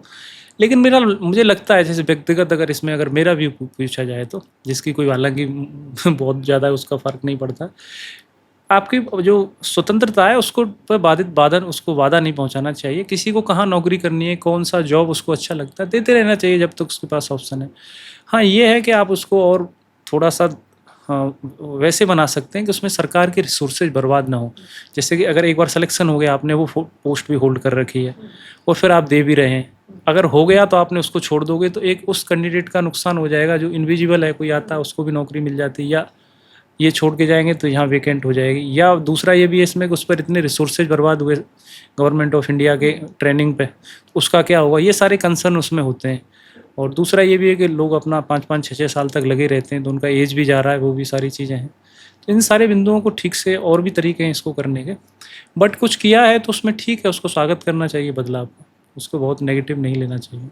यही जो आपने कंसर्न बताया, जो सीट्स जो है होल्ड हो जाती हैं, जो रिसोर्सेज सरकार के लगते हैं, यही रीजंस जो है गवर्नमेंट की तरफ से दिए गए हैं। अब आपकी प्रिपरेशन की बात करें तो आपने किस तरह से प्रिपरेशन की थी, किन चीज़ों पर सबसे ज़्यादा फोकस किया? अगर आप एक एस्पिरेंट को बताना चाहें तो क्या गोल्डन ट्रिक्स थी आपकी? आप प्रीवियस ईयर के क्वेश्चन पेपर्स देखिए, यूपीएससी के आते हैं जो, इसके अलावा आप सिलेबस को भी आधार बना सकते हो। एनसीईआरटी आपको पढ़नी पड़ती है, बेसिक सी चीज़ें हैं। एक न्यूज़पेपर आपको पढ़ना पड़ता है, कुछ दोस्तों से आपको डिस्कशन उसमें करना पड़ता है, जो बहुत ही बोरिंग होती है ये सारी प्रिपरेशन का जो जर्नी होती है। अब उसको मिस करते हो सिलेक्शन के बाद, और ठीक से पढ़ना है, मेरा यही कहना है इसमें। अगर कोई एक लाइन में अगर इसको कहना है तो आपको बहुत समझदारी से पढ़ना है, बहुत चीज़ों को समझते हुए, और एक सामान्य समझ का इंसान यूपीएससी को चाहिए। बहुत ज़्यादा उनको इंटेलिजेंट और ऐसा नहीं चाहिए। सारे बैकग्राउंड के लोग उसमें सेलेक्ट होते हैं। रूरल बैकग्राउंड के हैं, बहुत अर्बन बैकग्राउंड के हैं, कोई बाई प्रोफेशन डॉक्टर है, तो कोई इंजीनियर है, तो कोई आर्ट बैकग्राउंड से भी है। सभी का स्वागत करती है यूपीएससी। और बस जो है कॉमन सेंस और समझदारी, ये बहुत महत्वपूर्ण है। आज के समय में सोशल मीडिया का यूज़ काफ़ी ज़्यादा बढ़ गया है कि हम थोड़ी देर फ़ोन उठाते हैं, रील्स खोलते हैं, टाइम कब निकल जाता है वो पता ही नहीं चलता। लेकिन आपने अपने प्रिपरेशन के दौरान ही सोशल मीडिया जो है बंद कर दिया था, और अब आपको 8 साल लगभग हो चुके हैं, आप सोशल मीडिया नहीं यूज़ करते हैं। तो उस पर क्या एडवाइस करेंगे? पहले तो उसकी वजह से किया था कि मजबूरी में, कि तैयारी के लिए टाइम नहीं है, सिलेक्शन करना है, टाइम बर्बाद होता है। अभी समझदारी से किया है कि अभी बाई चॉइस है। पहले तो एक दबाव था, अभी ये कि उसमें मिल क्या रहा है आपको। कभी तो आपको उम्र के साथ बड़ा होना पड़ेगा, मैच्योर होना पड़ेगा, अपडेट आपको रहना। एक लॉजिक ये रहता है कि आप एक्स पर हैं, जो अभी ट्विटर था पहले, या किसी दूसरे सोशल मीडिया प्लेटफॉर्म पर हैं, आप कोई एक चैनल सब्सक्राइब कर लीजिए, वहाँ से भी आपको खबरें मिल जाती हैं। न्यूज़पेपर आप पढ़ लेते हो आप, और जब आप पुलिसिंग में होते हो तो आपका जो डिस्ट्रिक्ट होता है या जो क्षेत्र होता है वही दुनिया होती है आपकी मुख्यतः। तो 10-15 मिनट कोई न्यूज़ चैनल भी आप देख सकते हो जो आपको अच्छा लगता है, तो वहाँ से आप अपडेट हो सकते हो, या आप गूगल भी कर सकते हो, आते रहते हैं। तो बेवजह मुझे अभी लगता है कि उस पर टाइम स्पेंड करना समय की बर्बादी है। दूसरा एक लेवल होता है जीवन जीने का आपका, कि आप अब्राहम वोस्लो का जो एक पदानुक्रम था कि आप जब छोटे होते हैं तो आपकी नीड्स कुछ और होती हैं, फिर आप और मैच्योर होते हैं तो और बदलती हैं। तो एक लेवल के बाद तो आपका आध्यात्मिक रुझान होगा ही होगा, तो उसको आप या तो 40 साल पर कर लीजिए, 50 साल पर कर लीजिए, या 30 पर कर लीजिए, चॉइस आपकी है। होना ज़रूर है आपको। ज़िंदगी की जो निरर्थकता है वो समझ में आएगी कुछ समय बाद।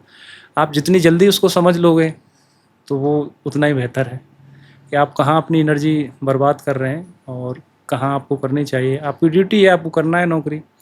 अपने आप को मैं कहता हूँ बार बार, बहुत तोप नहीं समझना है। ये ब्रह्मांड में आपका अस्तित्व जो है वो है, कितना है वो आप सब लोग जानते हैं। उसमें पूरा सोलर सिस्टम है, उसमें 9 प्लेनेट जो भी हैं, ग्रह हैं, और फिर आप बहुत सारे देश हैं पृथ्वी पर भी, उसमें आप कहाँ अपने आप को ढूंढ पाइएगा। तो उसमें फिर आपको उसकी खोज करनी चाहिए, अपने स्वत्व की, सेल्फ आइडेंटिटी की। और जो हमारा साहित्य है, विशेषकर वेदांत हैं, उपनिषद हैं, या जो भी हमारा लिटरेचर है, वो बनाया है लोगों ने, पूरा रिसर्च किया है। हम जो हमारे जो पुराने जो इंडियंस थे, मनीषी थे, ऋषि मुनि थे, कुछ तो लिख के गए हैं। उस पर सोचिए। अब उस पर कभी तो सोचना ही पड़ेगा, खाना पीना तो ज़िंदगी है नहीं। तो वहाँ मैं अपना टाइम स्पेंड करता हूँ उस पर ज़्यादातर। अध्यात्म की तरफ आप बढ़ गए हैं। नहीं, ऐसा नहीं है, कोई बाबा वाबा होने का इरादा नहीं है अध्यात्म में। बस इतना है कि वो अच्छा लगता है उनको पढ़ना, उस तरह का लिटरेचर अभी पढ़ना, पोइट्री पढ़ना, या उस तरह का जो लिटरेचर है उसमें, रामायण है, वो सारी चीज़ें। उस वाले पॉइंट ऑफ व्यू से नहीं कि मैं कोई बहुत कट्टर धार्मिक होकर उसको पढ़ता हूँ। उसमें कि बहुत सारी चीज़ें, उनका मतलब क्या हो सकता है, इस तरह से सोचा जा सकता है, उस तरह से लोग कैसे सोचते थे, उनमें मेरा इंटरेस्ट अभी है। जो आजकल के लोगों का सोशल मीडिया को लेके पर्सपेक्टिव है, उन लोगों से आपका पर्सपेक्टिव काफ़ी अलग है और कहीं न कहीं अच्छा भी है। वहीं लेकिन सोशल मीडिया को लेके अब ये भी है कि जैसे प्रिपरेशन में उससे काफ़ी ज़्यादा हेल्प हो जाती है, क्योंकि यूपीएससी का जो सिलेबस है वो काफ़ी ज़्यादा वास्ट है। अगर आप बुक्स में पढ़ते हैं तो आपको बहुत ज़्यादा टाइम टेकिंग प्रोसेस है, लेकिन अगर अब वही जो कोर्सेज़ हैं ऑनलाइन मिल जाते हैं, वीडियोज़ आपको मिल जाती हैं, तो कम टाइम में आप ज़्यादा सिलेबस कवर कर पाते हैं, ऐसा कहना है एस्पिरेंट्स का। तो ये आपको क्या लगता है कितना सही है? भटकाव भी होता है इसमें, ये भी है। अगर देखिए, आपके पास जब विकल्प बहुत ज़्यादा होते हैं जीवन में, तो भटकने की संभावना ज़्यादा हो जाती है। आपके पास विकल्प कम है, मतलब दोनों को मैं अच्छा बुरा नहीं कह रहा हूँ, मैं बता रहा हूँ, कम विकल्प होना भी आपके जो ह्यूमन डेवलपमेंट है, मानव विकास है, वो अच्छा नहीं माना जाएगा। जितने विकल्प हों जीवन में उतना अच्छा होता है। लेकिन इसको हम अगर यहाँ अप्लाई करें इस थ्योरी को पढ़ने के लिए, अगर आपके पास बहुत ज़्यादा विकल्प हैं तो भटकाव की अच्छी खासी संभावना है, अगर आप मैच्योर नहीं है, ठीक से उसको डील नहीं कर पा रहे हैं तो सोशल मीडिया आपको बहुत सारे ऑप्शन उपलब्ध कराता है, जो अच्छा भी है। अब इसको यूपीएससी तैयारी में देखेंगे तो आपको इतना कंटेंट उस पर मिलेगा, आपको इतने टीचर्स के आप पर उसको मिल जाएंगे, जो अच्छा भी है, आपको जो पसंद आए। लेकिन छांटने में तो टाइम जाएगा ना आपको। आपने बेसिक्स क्लियर नहीं किए कि आपको प्रीवियस ईयर के क्वेश्चन पेपर सिलेबस यूपीएससी की क्या डिमांड है, आपको पता ही नहीं मुझे पढ़ना क्या है, तो आप भटकते जाओगे, वो अथाह सागर है उसमें। तो पहले आपको यही सोचना पड़ेगा कि मुझे टारगेट ये है, इतने कोई चैनल एक यूज़ करना है, या कोई यूट्यूब चैनल देखना है, या कोई एक मैगज़ीन मुझे पढ़नी है ऑनलाइन या जैसे भी है, उतने तक ही मुझे अपने को सीमित रखना है। बेवजह उसमें नए उसमें एक्सपेरिमेंट में मुझे नहीं जाना है जब तक मेरी प्रिपरेशन है, जब तक मेरी जर्नी है। तो यूज़ करना चाहिए निसंदेह, कोई दिक्कत नहीं उसमें करने में, लेकिन आपको कहीं न कहीं अपने आप को बांधना पड़ेगा, बताना पड़ेगा कि यहाँ अब रुकना है। रोज़ एक्सप्लोर नहीं कर सकते हो आप 2 घंटे 3 घंटे। एक टॉपिक है तो आप किसी चैनल से जुड़े हो तो 1 आध 2 चैनल आपने देखे, हाँ ठीक है, यहाँ मेरा काम हो गया तो मुझे यहाँ रुक जाना है। दिन भर आप उसी को एक्सप्लोर कर रहे हो, बहुत ज़्यादा तो आपको उसमें पीएचडी करनी नहीं है उस टॉपिक में। बेसिक्स ही जानकारी है, और कुछ जो अच्छे कोचिंग हैं या अच्छे टीचर्स हैं उनके नाम पता ही है, आप उनके देख लेते हो। आपका यूपीएससी क्लियर हो उसके बाद सरदार वल्लभ भाई पटेल नेशनल पुलिस एकेडमी आप गए, वहाँ पर आपकी ट्रेनिंग हुई। तो वो ट्रेनिंग पीरियड आपका कैसा रहा या क्या डेली रूटीन वहाँ पर रहता था? पुलिस एकेडमी का बड़ा टफ शेड्यूल रहता है उसमें, और काफ़ी डिसिप्लिन भी रहता है वहाँ। आपको अर्ली मॉर्निंग जगना पड़ता है, 5 o'clock के अराउंड, आपको कभी 4:30 पे, मतलब सामान रहता है आपका 5 बजे के आसपास आपको अर्ली मॉर्निंग जगना है, और शाम को 7-8 बजे तक आपका ख़त्म होता है। सामान नहीं रहता है, कभी कभी आपके रूट मार्च वगैरह होते हैं तो पूरी नाइट भी उसमें निकल जाती है। उसको 2 तरह से वो करवाते हैं, जो एकेडमी का शेड्यूल है, इंडोर और आउटडोर उसमें एक्टिविटीज़ होती हैं। मॉर्निंग में आपका कुछ कुछ एक्टिविटीज़ होती हैं, योगा हुआ या पीटी हुई आपकी, या हॉर्स राइडिंग कभी कभी हो जाती थी, स्विमिंग क्लासेज हो गई। फिर वो 9 बजे के आसपास आपका इंडोर का होता है, फिर शाम को आपका आउटडोर शुरू हो जाता है। कोशिश यही रहती है, जितना मैं समझा हूँ ट्रेनिंग को, कि आपको फिजिकली फिट रखना है, और लॉ की जो कानून है, क्योंकि फील्ड में काम करने के लिए जा रहे हो, आईपीएस ऑफिसर हो, तो लॉ की आपको नॉलेज होनी चाहिए। जो आपकी एक्सपर्टीज है उनकी बेसिक जानकारी आपको दे देना है, बाकी का आपके ऊपर छोड़ देना है। आप फील्ड में जाके कैसा करते हैं वो आप पर डिपेंड करेगा। आप 22-23 साल तक जैसे हैं, पुलिसिंग किताबों से तो डिफरेंट है। आप बीएनएसएस या बीएनएस से पुलिसिंग नहीं सीख सकते हो। हमारे सीनियर्स हैं जो बताते हैं, हम लोग उनसे सीखते हैं। पुलिसिंग आप कैसे हो, मेरा मानना यही है अभी तक, और शायद यही रहेगा। पुलिसिंग वही है जो आप कैसे हो, आपके स्वभाव से आती है, चाहे आप डेस्क जॉब कर रहे हो, चाहे फील्ड जॉब कर रहे हो। आईपीएस की ट्रेनिंग बोलते काफ़ी ज़्यादा टफ होती है, काफ़ी ज़्यादा हार्श होती है। तो ट्रेनिंग की कुछ बहुत सारी इसमें अटैचमेंट्स भी होती है, कुछ अटैचमेंट्स आप बताना चाहें? हाँ, इसमें बहुत सारे अटैचमेंट्स होते हैं उसमें, जैसे पैरामिलिट्री फोर्सेस के साथ होते हैं इसमें, सीएपीएफ के साथ होते हैं, सीआरपीएफ वगैरह है, आर्मी के साथ भी इसमें अटैचमेंट होते हैं। कुछ जो इंस्टीट्यूशंस हैं, जैसे central school of weapon and tactics, वो इंदौर में है, जो उसमें भी आपका होता है। ग्रे हाउंड्स के अटैचमेंट होते हैं, एलडब्ल्यूई जैसी जो लेफ्ट विंग एक्सटी है, उससे जो मुकाबला करने के लिए सिखाया जाता है। और मैं जहाँ तक याद कर पा रहा हूँ, कुछ पार्लियामेंट्री अटैचमेंट भी होते हैं इसमें, और इतना ही मुझे अभी याद आ रहा है, लेकिन काफ़ी होते हैं। आपका 9-10 वीक आपका अटैचमेंट में जाता है इसमें। मेंटल ट्रेनिंग्स भी कुछ दी जाती है, जैसे कि आप अब डेली बेसिस पे इतने डिसीजंस लेते हैं, हार्श डिसीजंस, तो उसके लिए भी कुछ सिखाया जाता है, मेंटली प्रिपेयर किया जाता है? हाँ, आपको किया जाता है, योगा जैसी या मेडिटेशन जैसी एक्टिविटीज़ एकेडमी में रेगुलर कराई जाती हैं। दूसरा ये है कि अगर आपको किसी ज़रूरत है किसी साइकियाट्रिस्ट की या किसी भी डॉक्टर की, तो वहाँ उपलब्ध हो जाते हैं, और अच्छी आपको परामर्शी सेवाएं वहाँ मिलती हैं, चाहे फिजियोथेरेपिस्ट हों या और भी तरह की कोई समस्या हो। एकेडमी का जो एनवायरनमेंट है काफ़ी इंटरेस्टिंग है, काफ़ी आप सीखने को वहाँ मिलता है आपको, और काफ़ी अनुशासन में आपको रहना पड़ता है। आप ऐसे नहीं हैं कि आप ऐसे ही निकल जाओगे या कुछ भी कर लोगे।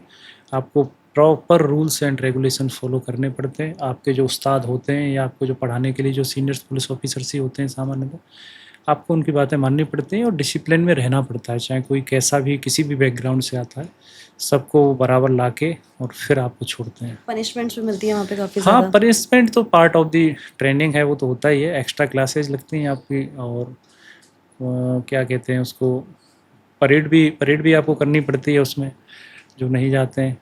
बट अगर आपने क्लास मिस की तो आपको क्लास करनी पड़ेगी, एनईपी जिसको बोलते हैं वो लगती है।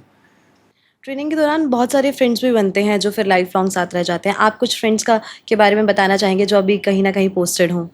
हाँ, बहुत सारे फ्रेंड्स बनते हैं। हमारे फ्रेंड्स हैं, उत्तर प्रदेश कैडर में भी हैं, एमपी कैडर में भी हैं, और राजस्थान कैडर भी हैं। एकेडमी में आपकी दोस्तियां हैं वो लंबे टाइम तक चलती भी हैं, और क्योंकि आपके पास जो दुख होता है ट्रेनिंग को, फिजिकल फिटनेस में जो आपको एक शब्द यूज़ करते हैं, रगड़ना, वो जो रगड़ा लगता है वहाँ पे आपका, कि 40 किलोमीटर का रूट मार्च है, उसमें चले जा रहे हो, तो आपके साथ जो लोग होते हैं, जो आपके दोस्त होते हैं, वहीं दुख सुना रहे होते हो आप, तो वो हमेशा दिन वो याद रहते हैं। या ग्रे हाउंड्स का अटैचमेंट हो, ग्रे हाउंड में आपको 6-7 दिन जंगल में रहना है, वहीं सर्वाइव आपको करना है। जो भी ट्रेनी आईपीएस ऑफिसर होते हैं, अपना खाना भी वहीं उसको बनाना है। और हम लोगों का जब शुरू हुआ था तो बरसात उसमें आ रही थी, तो वहाँ जो बॉन्डिंग बनती है वो लाइफ टाइम तक आपकी चलती है। बोलते भी हैं कि जो भी जब ये ग्रेहाउंड अटैचमेंट होती है, जब आप लोग जंगल में रहते हैं, तो वहाँ पे बरसात वाले सीज़न हर किसी को फेस करना पड़ता है, बरसात वाला तो।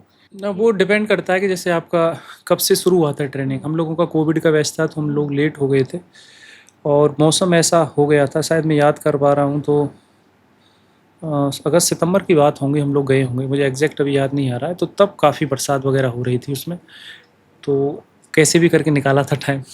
सीखने को मिलता है लेकिन आपको। जो लोग आईपीएस बनना चाहते हैं या फिर जो लोग आप लोगों को देख के इंस्पायर होते हैं, बहुत फैसिनेटिंग सा लगता है उनको कि हाँ आईपीएस की लाइफ बहुत अच्छी होती है, बहुत फैसिनेटिंग होती है, उनको के लिए क्या बताना चाहेंगे? कैसी है एक आईपीएस की लाइफ? सच में इतनी ग्लैमरस है जो इतनी दिखाई देती है?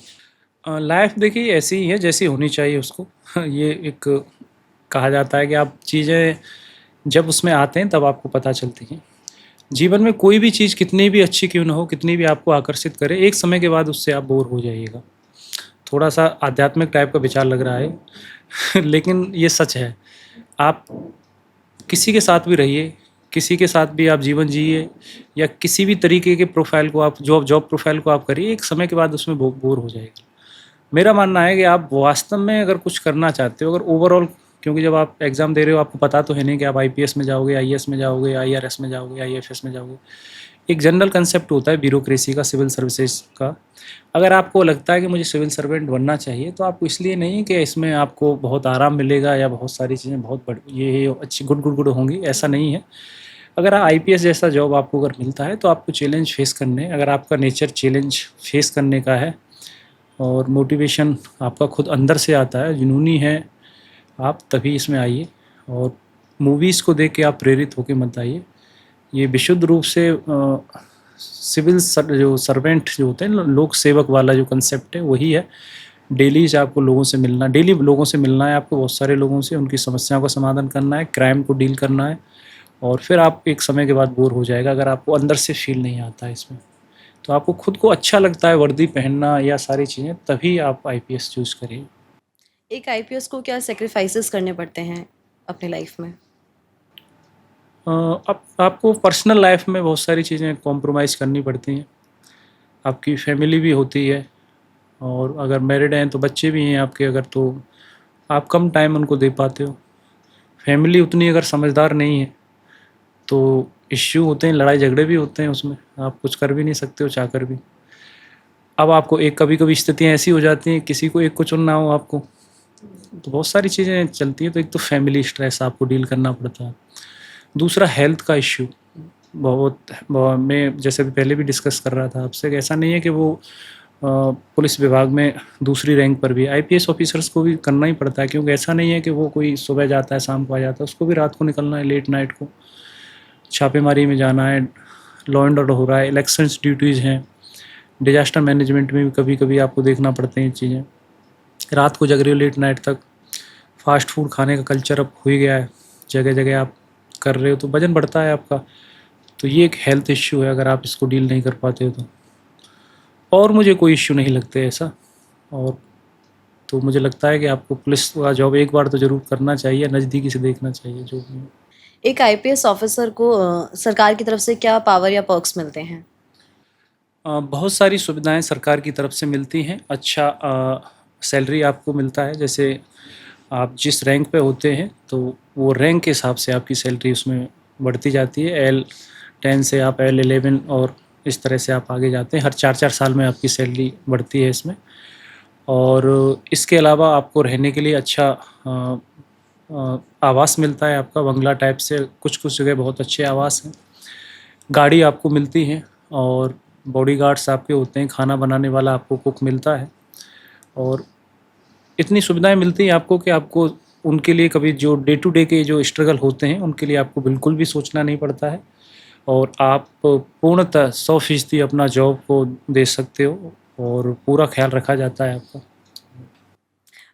पुलिसिंग में जो है हेल्थ काफ़ी ज़्यादा मायने रखती है, और ट्रेनिंग्स में भी यही इन चीज़ों पर ही काफ़ी ज़्यादा ध्यान दिया जाता है। अगर आप फिजिकली फिट नहीं हैं तो आपका सिलेक्शन भी नहीं होगा। लेकिन हम देखते हैं कि बहुत से ऑफिसर्स हैं जो फिजिकली फिट नहीं नजर आते हैं, उस पर आपका क्या कहना है? हेल्थ बहुत इम्पोर्टेंट, ये नज़रिया का खेल है कि जैसे कि किसी को क्या लगता है, मेरे लिए बहुत इम्पोर्टेंट चीज़ है। हेल्थ को मैं सबसे ऊपर रखता हूँ अपने जीवन में। और मुझे अगर किसी को चुनना होगा कि एक चीज़ को, अगर कुछ ऐसे अगर परिस्थितियाँ बनाई जाए तो मैं हेल्थ को चुनूँगा अपने की को सबसे पहले। तो ये डिपेंड करता है आप उसको किस तरह से लेते हैं। और लेकिन मेरा जो व्यू है इसमें, मेरा जो मानना है कि आपको मिनिमम फिटनेस आपकी रहनी चाहिए। अगर पुलिस की नौकरी कर रहे हो, आपको अनफिट बिल्कुल भी नहीं होना है। नॉर्मल लाइफ में भी रहना है आपको, क्योंकि आप अगर अपने आप को फिट नहीं रख सकते हैं, या आप क्या खाते हो इस पर आपका नियंत्रण नहीं है, तो फिर जीवन व्यर्थ है आपका। आप कुछ भी खा लेते हो, पेट में डाल लेते हो, और आपकी फ़िटनेस आपके खाने से जुड़ी हुई है और आपकी एक्सरसाइज से भी जुड़ी हुई है, तो फिर जीवन बेकार है और आपको ध्यान देना चाहिए। और अब हम बात करते हैं पुलिस विभाग की फ़िटनेस को लेके। तो पुलिस में आपको यूनिफ़ॉर्म पहननी पड़ती है, लंबे घंटों तक आपको खड़ा रहना पड़ता है, चाहे वो चौराहे हों या चौक हों, या कहीं भी लॉ एंड ऑर्डर से रिलेटेड कोई इश्यू होने पर, इलेक्शन ड्यूटीज़ हैं या और भी बंदोबस्त हैं, वीआईपी सिक्योरिटी है वाली ड्यूटी है उसमें। अगर आप फिट नहीं हैं तो आप ना तो रह पाओगे, छुट्टी मांगते रहोगे, आपके ऊपर डिसिप्लिनरी प्रोसीडिंग होती रहेंगी क्यों काम गलत करोगे। दूसरा, आप अच्छे भी नहीं लगोगे। यूनिफॉर्म में अगर आप पेट निकला हुआ अगर है आपका, तो आप भद्दे लगते हो। फिट रहना चाहिए आपको, और मेरे लिए बहुत इम्पोर्टेंट है फिटनेस। और मैं जो मेरे साथ जो लोग काम करते हैं, विशेषकर जो हमारी टीम का हिस्सा है, मैं तो उनसे बार बार उनको मोटिवेट भी करता हूँ कि आप लोग जाइए, अपना सुबह 40-45 मिनट आप अपनी बॉडी को दीजिए। अगर आप इतना नहीं दे सकते हैं तो फिर यूजलेस है। और इतना टाइम मिलता है पुलिस में, ऐसा नहीं है कि नहीं मिलता है। 30 दिन में से आप 20 दिन के आसपास अपने शरीर को दे सकते हैं। थोड़ा सा अटैम्प्ट उसके लिए लेना पड़ता है कभी कभी, उतना देना चाहिए बिल्कुल, और उसके लिए कॉम्प्रोमाइज़ नहीं करना चाहिए, क्योंकि फाइनली अगर कोई चीज़, सब चीज़ मटेरियल ही है, लेकिन लास्ट में जो ख़त्म होगी तो वो आपका शरीर ही होगा, लास्ट तक आपको चलना होगा। तो उस पर आप फोकस क्यों नहीं कर रहे हैं? सबसे महत्वपूर्ण तो वही है। जॉब हुआ, आपकी फैमिली हुई, और भी चीज़ें हैं वो सब बाद में आती हैं। सबसे पहले तो आपका शरीर आता है, और दूसरा है कि अगर आप फिट हो तभी आप इन पर ध्यान दे पाइएगा, अपनी फैमिली पर, अपने जॉब पर, या अपने जो भी रिस्पॉन्सिबिलिटी है। अगर वो नहीं है तो फिर नहीं है। मेरा तो यही फ़िलॉसफ़ी है अभी। आपकी पर्सनैलिटी और फिजिक को लेके भी काफ़ी ज़्यादा चर्चा होती है, और आपकी पुरानी वीडियोस भी मैंने देखी, एक स्ट्रॉन्ग ट्रांसफॉर्मेशन आपने किया है, तो इसका क्या राज है? मैंने जैसा ही बताया ना, वही मेरा इसमें फ़िलॉसफ़ी है कि मुझे मैंने 3-4 साल से बहुत सीरियस होकर इस पे काम किया था। मैं सर्विस से मैं आने से पहले बहुत फिट था, विशेषकर 12th और ग्रेजुएशन लेवल पे। उसके बाद ड्यूरिंग दी प्रिपरेशन ज़्यादातर लोग स्ट्रेस ईटिंग या वो करते हैं, जंक फूड खाते हैं, तो यूपीएससी की तैयारी में वो सब रहा। लेकिन जैसे ही मैंने एकेडमी में गया एनपीए में, उसके बाद फिर मैंने अपने आप को कंटिन्यू फिट रखा। पिछले 2 साल से मैं बहुत सीरियस होकर इस पे काम कर रहा हूँ, और जो भी होता है उसमें डेली मैं एक्सरसाइज करता हूँ। बहुत रेयर होता है कि मैं किसी दिन ना करूँ। इवन मैं अगर लेट नाइट भी आता हूँ, सुबह भी आता हूँ, तो मैं सुबह अपना एक्सरसाइज ज़रूर करूँगा। सोना बाद में होता रहेगा। सोना मेरे लिए सेकेंडरी है, एक्सरसाइज प्राइमरी है। तो मैं कंटिन्यूस करता हूँ, और मेरे उससे रिलेटेड जो लिटरेचर है हेल्थ को लेके, उसको भी पढ़ता हूँ मैं बहुत सारे। जैसे कि बहुत अच्छे फिजिक्स में स्ट्रेंथ ट्रेनिंग को लेकर अर्नोल्ड है, उसकी एक बुक है जो encyclopedia of the modern body building, उसको मैंने अच्छे से पढ़ा है। डाइट भी आपका एक इम्पोर्टेंट रोल प्ले करती है, तो मैं बिल्कुल उसको उस तरह से देखता हूँ। 2-3 साल से तो मैंने बहुत सीरियस होकर ध्यान दिया है, और इसको कंटिन्यू करने का मेरा मन है पूरा इरादा। अपनी जैसे फिटनेस के लिए हमारे यूथ को भी कुछ टिप्स दे दीजिए, जो आप एक्सरसाइज के अलावा जो चीज़ें आप फॉलो करते हैं। आप, एक तो ये है कि आप इसको अपने जीवन का अहम हिस्सा बनाइए। आपको ऐसा नहीं लगना चाहिए कि ये सेकेंडरी है। जैसे कि आपको कुछ चीज़ें जीवन में दिन में चुननी है 24 घंटे में, कि आज मीटिंग्स भी है, ये भी है, आपको ये भी करना है, वो भी करना है। तो आप पहले ही एक दिन पहले सोच लीजिए कि मेरी सब चीज़ें होंगी, लेकिन मैं आज एक्सरसाइज नहीं छोड़ सकता हूँ, मैं करूँगा उसको। तो आप इसको अपने जीवन का हिस्सा बनाएंगे। जैसे आप डेली खाना खाते हैं, तो आप रह ही नहीं सकते। इस तरह से आप इसको अपने जीवन में अपनाइए। दूसरा ये है कि बहुत ज़्यादा आपको एक्सरसाइज करने की ज़रूरत नहीं है। आधा घंटा या 45 मिनट, 30 से 45 मिनट आप कुछ भी कर सकते हो। जैसे आप रनिंग कर सकते हो, या जिम जा सकते हो, या कोई स्पोर्ट्स खेल सकते हो, लेकिन करना रेगुलर है आपको। तीसरा, इसमें डाइट को आपको कंट्रोल करना, कुछ भी नहीं खा लेना है। मेटाबॉलिज्म आपका धीरे धीरे उम्र के साथ भी कम होता है। उतना ही खाना है जितना आपको ज़रूरत है। भूख लगती है, जैसे बॉडी जब भूख लगे तभी खा लेना, मेरा मानना ये है। मैं इस प्रिंसिपल को फॉलो करता हूँ। कोई फिक्स टाइम नहीं है खाने का। अगर 10 बजे भूख लगती है तो 10 बजे खा लो, रात को 3 बजे लगती है तो खा लो, लेकिन उस आवाज़ को अंदर से सुनना है एक बार, वो जो आती है कि मुझे भूख लग रही है या नहीं लग रही है। बॉडी में फ्यूल की तरह है आपका जो खाना है। जब ज़रूरत है तो खा लेना, नहीं है तो नहीं खाना है। अगर नहीं लग रही है तो बिल्कुल नहीं खाना है उसमें। और जंक फूड है, फास्ट फूड है, उसको अवॉइड करना है। मीठा को अवॉइड करना है आपको। सॉल्ट भी अपना इंटेक कम रखना है उसमें। 5-6 महीने होते होते जो भी है, अगर इतना फॉलो कर लेते हो आप फिट हो जाते हो। और फिर आपको एडवांस लेवल जाना है तो फिर आपको एडवांस ट्रेनिंग करना है। वो जो आजकल चलता है कि कार्ब्स, फैट ये सब पूरा कैलकुलेट करके जो लोग खाते हैं, वैसा कुछ आप भी करते हैं? नहीं, मैं ऐसा नहीं करता हूँ, कैलकुलेट करके मैं नहीं खाता हूँ, लेकिन सामान्यतः आपको कोशिश करनी चाहिए कि आपकी जो डाइट है ह्यूमन, मैंने बोला ना आपको लिटरेचर पढ़ना पड़ेगा। आपने बॉडी को समझना होगा या उसको समझना होगा, तो उसमें अर्नोल्ड ने बहुत अच्छी किताब लिखी है, मैंने जिसको बताया था, आपकी बॉडी को ज़रूरत क्या-क्या है। सामान्यतः जैसे इंडियन फूड है उसमें कार्ब्स की मात्रा ज़्यादा होती है, फैट की ज़्यादा होती है और शुगर कंटेंट बहुत ज़्यादा होता है। उतनी दरअसल क्या ज़रूरत है हमें? बिल्कुल नहीं है उतनी। जैसे पहले अगर सोचिए आप, जंगलों में जब आदि मानव रहता था तो वो ऐसा तो नहीं था कि सुबह ब्रेकफास्ट करता था, 1 बजे लंच करता था, रात को डिनर, जब भूख लगती थी तब खा लेता था वो। उसकी डाइट में शुगर जैसे कंटेंट था नहीं, शिकारी कर रहा था वो, फिट था वो, जो भी जैसा है। तो इसको ह्यूमन बॉडी को आप ऐसे तो नहीं देख सकते कि फिक्स टाइम से चलेगी आपकी जो बायोलॉजिकल क्लॉक है। तो मेरा यही मानना है इसमें कि आपको नेचुरल जो चीज़ें हैं उन पर लौटना पड़ेगा, और जो चीज़ें आपने की, जैसे इंडियन फूड में आप चावल या रोटी ज़्यादा यूज़ करते हो, वो उतना ज़रूरत है नहीं आपको, कम उसको कर सकते हो, एक टाइम खा सकते हो उसको आप, चावल वगैरह को। और आपको प्रोटीन इंटेक आपको बढ़ाना चाहिए, ज़रूरी नहीं है कि आप उसको सप्लीमेंट भी यूज़ करो या वो करो, नेचुरल सोर्सेज हैं उसको आप कर सकते हो, जो भी आप करते हो, वेजिटेरियन हो नॉन वेजिटेरियन हो। लेकिन इतना तो ध्यान रखना पड़ेगा आपको कि आपको कार्ब्स को या फैट को उतना नहीं करना है जितना आपको ज़रूरत है नहीं, उतना ही यूज़ करना है जितना बॉडी को रिक्वायरमेंट है, और वो सब आप सर्च कर सकते हो कितना है। आप यूपी के रहने वाले हैं, फिर आप राजस्थान में भी रहे और अब आप बिहार में जॉब कर रहे हैं। तो सबसे अच्छा एक्सपीरियंस आपका कहाँ का रहा? सबसे ज़्यादा लोग या फिर खान-पान आपको या कल्चर आपको कहाँ का पसंद आया? सबसे अच्छा तो मुझे अपना राजस्थान का ही आता है। राजस्थान और यूपी का जो बॉर्डर है, मिक्स कल्चर है, जो आगरा, भरतपुर, धौलपुर वाला जो रीजन है वहाँ का। तो उस टाइम वहाँ रहते थे तो अच्छा नहीं, मतलब वो एक जनरल लगता था, उतना एक्सपीरियंस नहीं था। फिर कई राज्यों में आप गए, ट्रेनिंग भी इधर-उधर की है आपको। तो नो डाउट कि व्यक्ति अपनी जहाँ जड़ों से जुड़ा रहता है तो स्वाभाविक रूप से वो आपको बहुत, उससे बेटर तो आप, ये तो बोलना झूठ है कि मुझे वो पसंद आ गया, तो वही आपको अच्छा लगता है। जब दूर रह रहे हों तो फिर और भी वो आपको ठीक लगता है। और बाकी का बिहार का जो कल्चर है मुझे बहुत पसंद आया। लोगों का और कनेक्शन है या जो भाषा को लेके जो चीज़ें हैं वो बहुत अंतर नहीं है। जितना हिंदी भाषी बेल्ट है आपका, और सोचने का जो तरीका है लगभग वही वैसा है जितना आपका उत्तर प्रदेश और राजस्थान में आपको मिलता है। तो इसलिए इसे बेहतर तरीके से हम लोग इसमें पुलिसिंग कर भी पाते हैं। तो बिहार ने भी अट्रैक्ट किया ही है। लेकिन राजस्थान अभी भी प्रायोरिटी पे है। हाँ, राजस्थान अभी भी है प्रायोरिटी में। खान-पान की जो फूड हैबिट्स आपकी हैं, जैसे चावल को लेके अगर कहेंगे तो हुँ। चावल खाना मैंने यहीं सीखा आके। राजस्थान में तो चावल चावल वहाँ नहीं कभी-कभी बनता हुँ, है, तो वहाँ खाना खाने को रोटी खाना बोलते हैं। हुँ। क्या रोटी खाए आप? जैसे आप बोलते हैं बाजरे ना की खा रोटी भी खा हाँ, काफ़ी खाई बाजरे की जाती रोटी है। है, जो भी हाँ। है, गेहूँ की रोटी भी है। हुँ, तो वो आपको रोटी खाने का मतलब खाना है, जैसे आप हुँ। बोलते हो।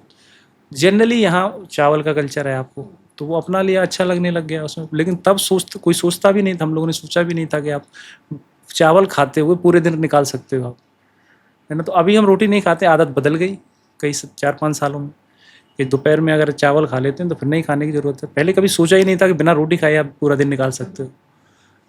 तो यही है अंतर उसमें।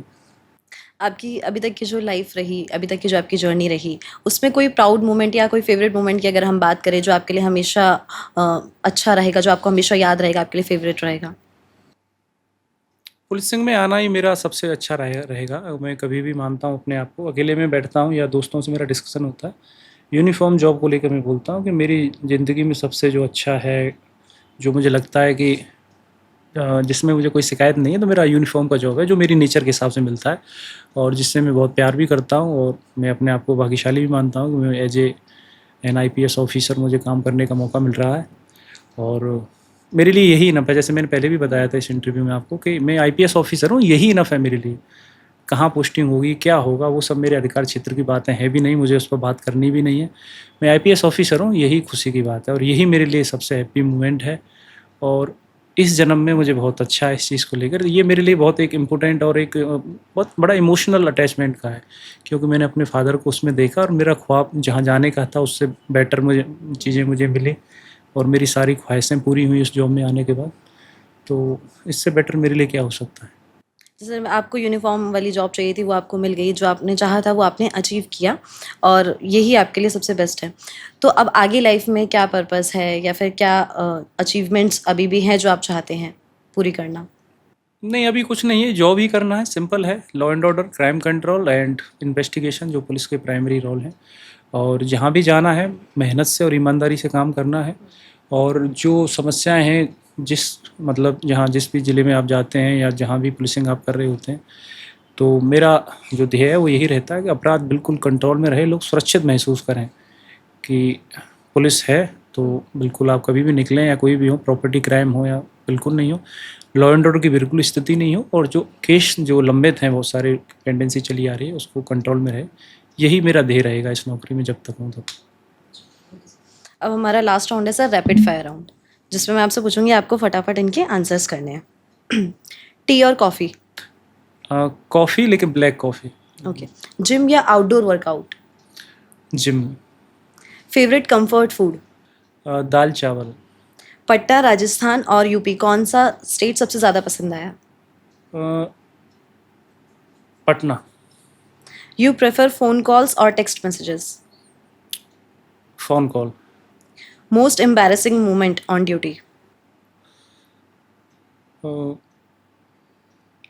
इसको एक लाइन में बताना थोड़ा सा मुश्किल है रैपिड फायर में। जैसे कभी एक्सीडेंटल डेथ हो जाती हैं, बीटा थाना है पश्चिमी क्षेत्र के अंतर्गत, तो वहाँ 5-6 बच्चे उसमें एक्सीडेंट हुआ था उनका एक हाईवा से। तो वहाँ लॉ एंड ऑर्डर होता है तो हमें लगता है कि लोगों का रोड जाम करना, ये सब करना, उनके इमोशंस पीक पे होते हैं। हम लोग भी समझ रहे होते हैं अगर ये हमारे बच्चे होते तो क्या हो रहा होता, हम भी वही काम कर रहे होते हैं, लेकिन फिर भी आपको उनको हटाना होता है। तो बहुत एम्बेरेसिंग लगता है कि छोटे छोटे बच्चे थे वो चले गए, वो काफ़ी डिस्टर्ब किया उस इंसिडेंट में। सबसे अजीब एक्सक्यूज़ जो किसी क्रिमिनल ने आपको पकड़े जाने पर दिया हो? गलती हो गई, आगे से नहीं करेंगे। One thing you can't live without?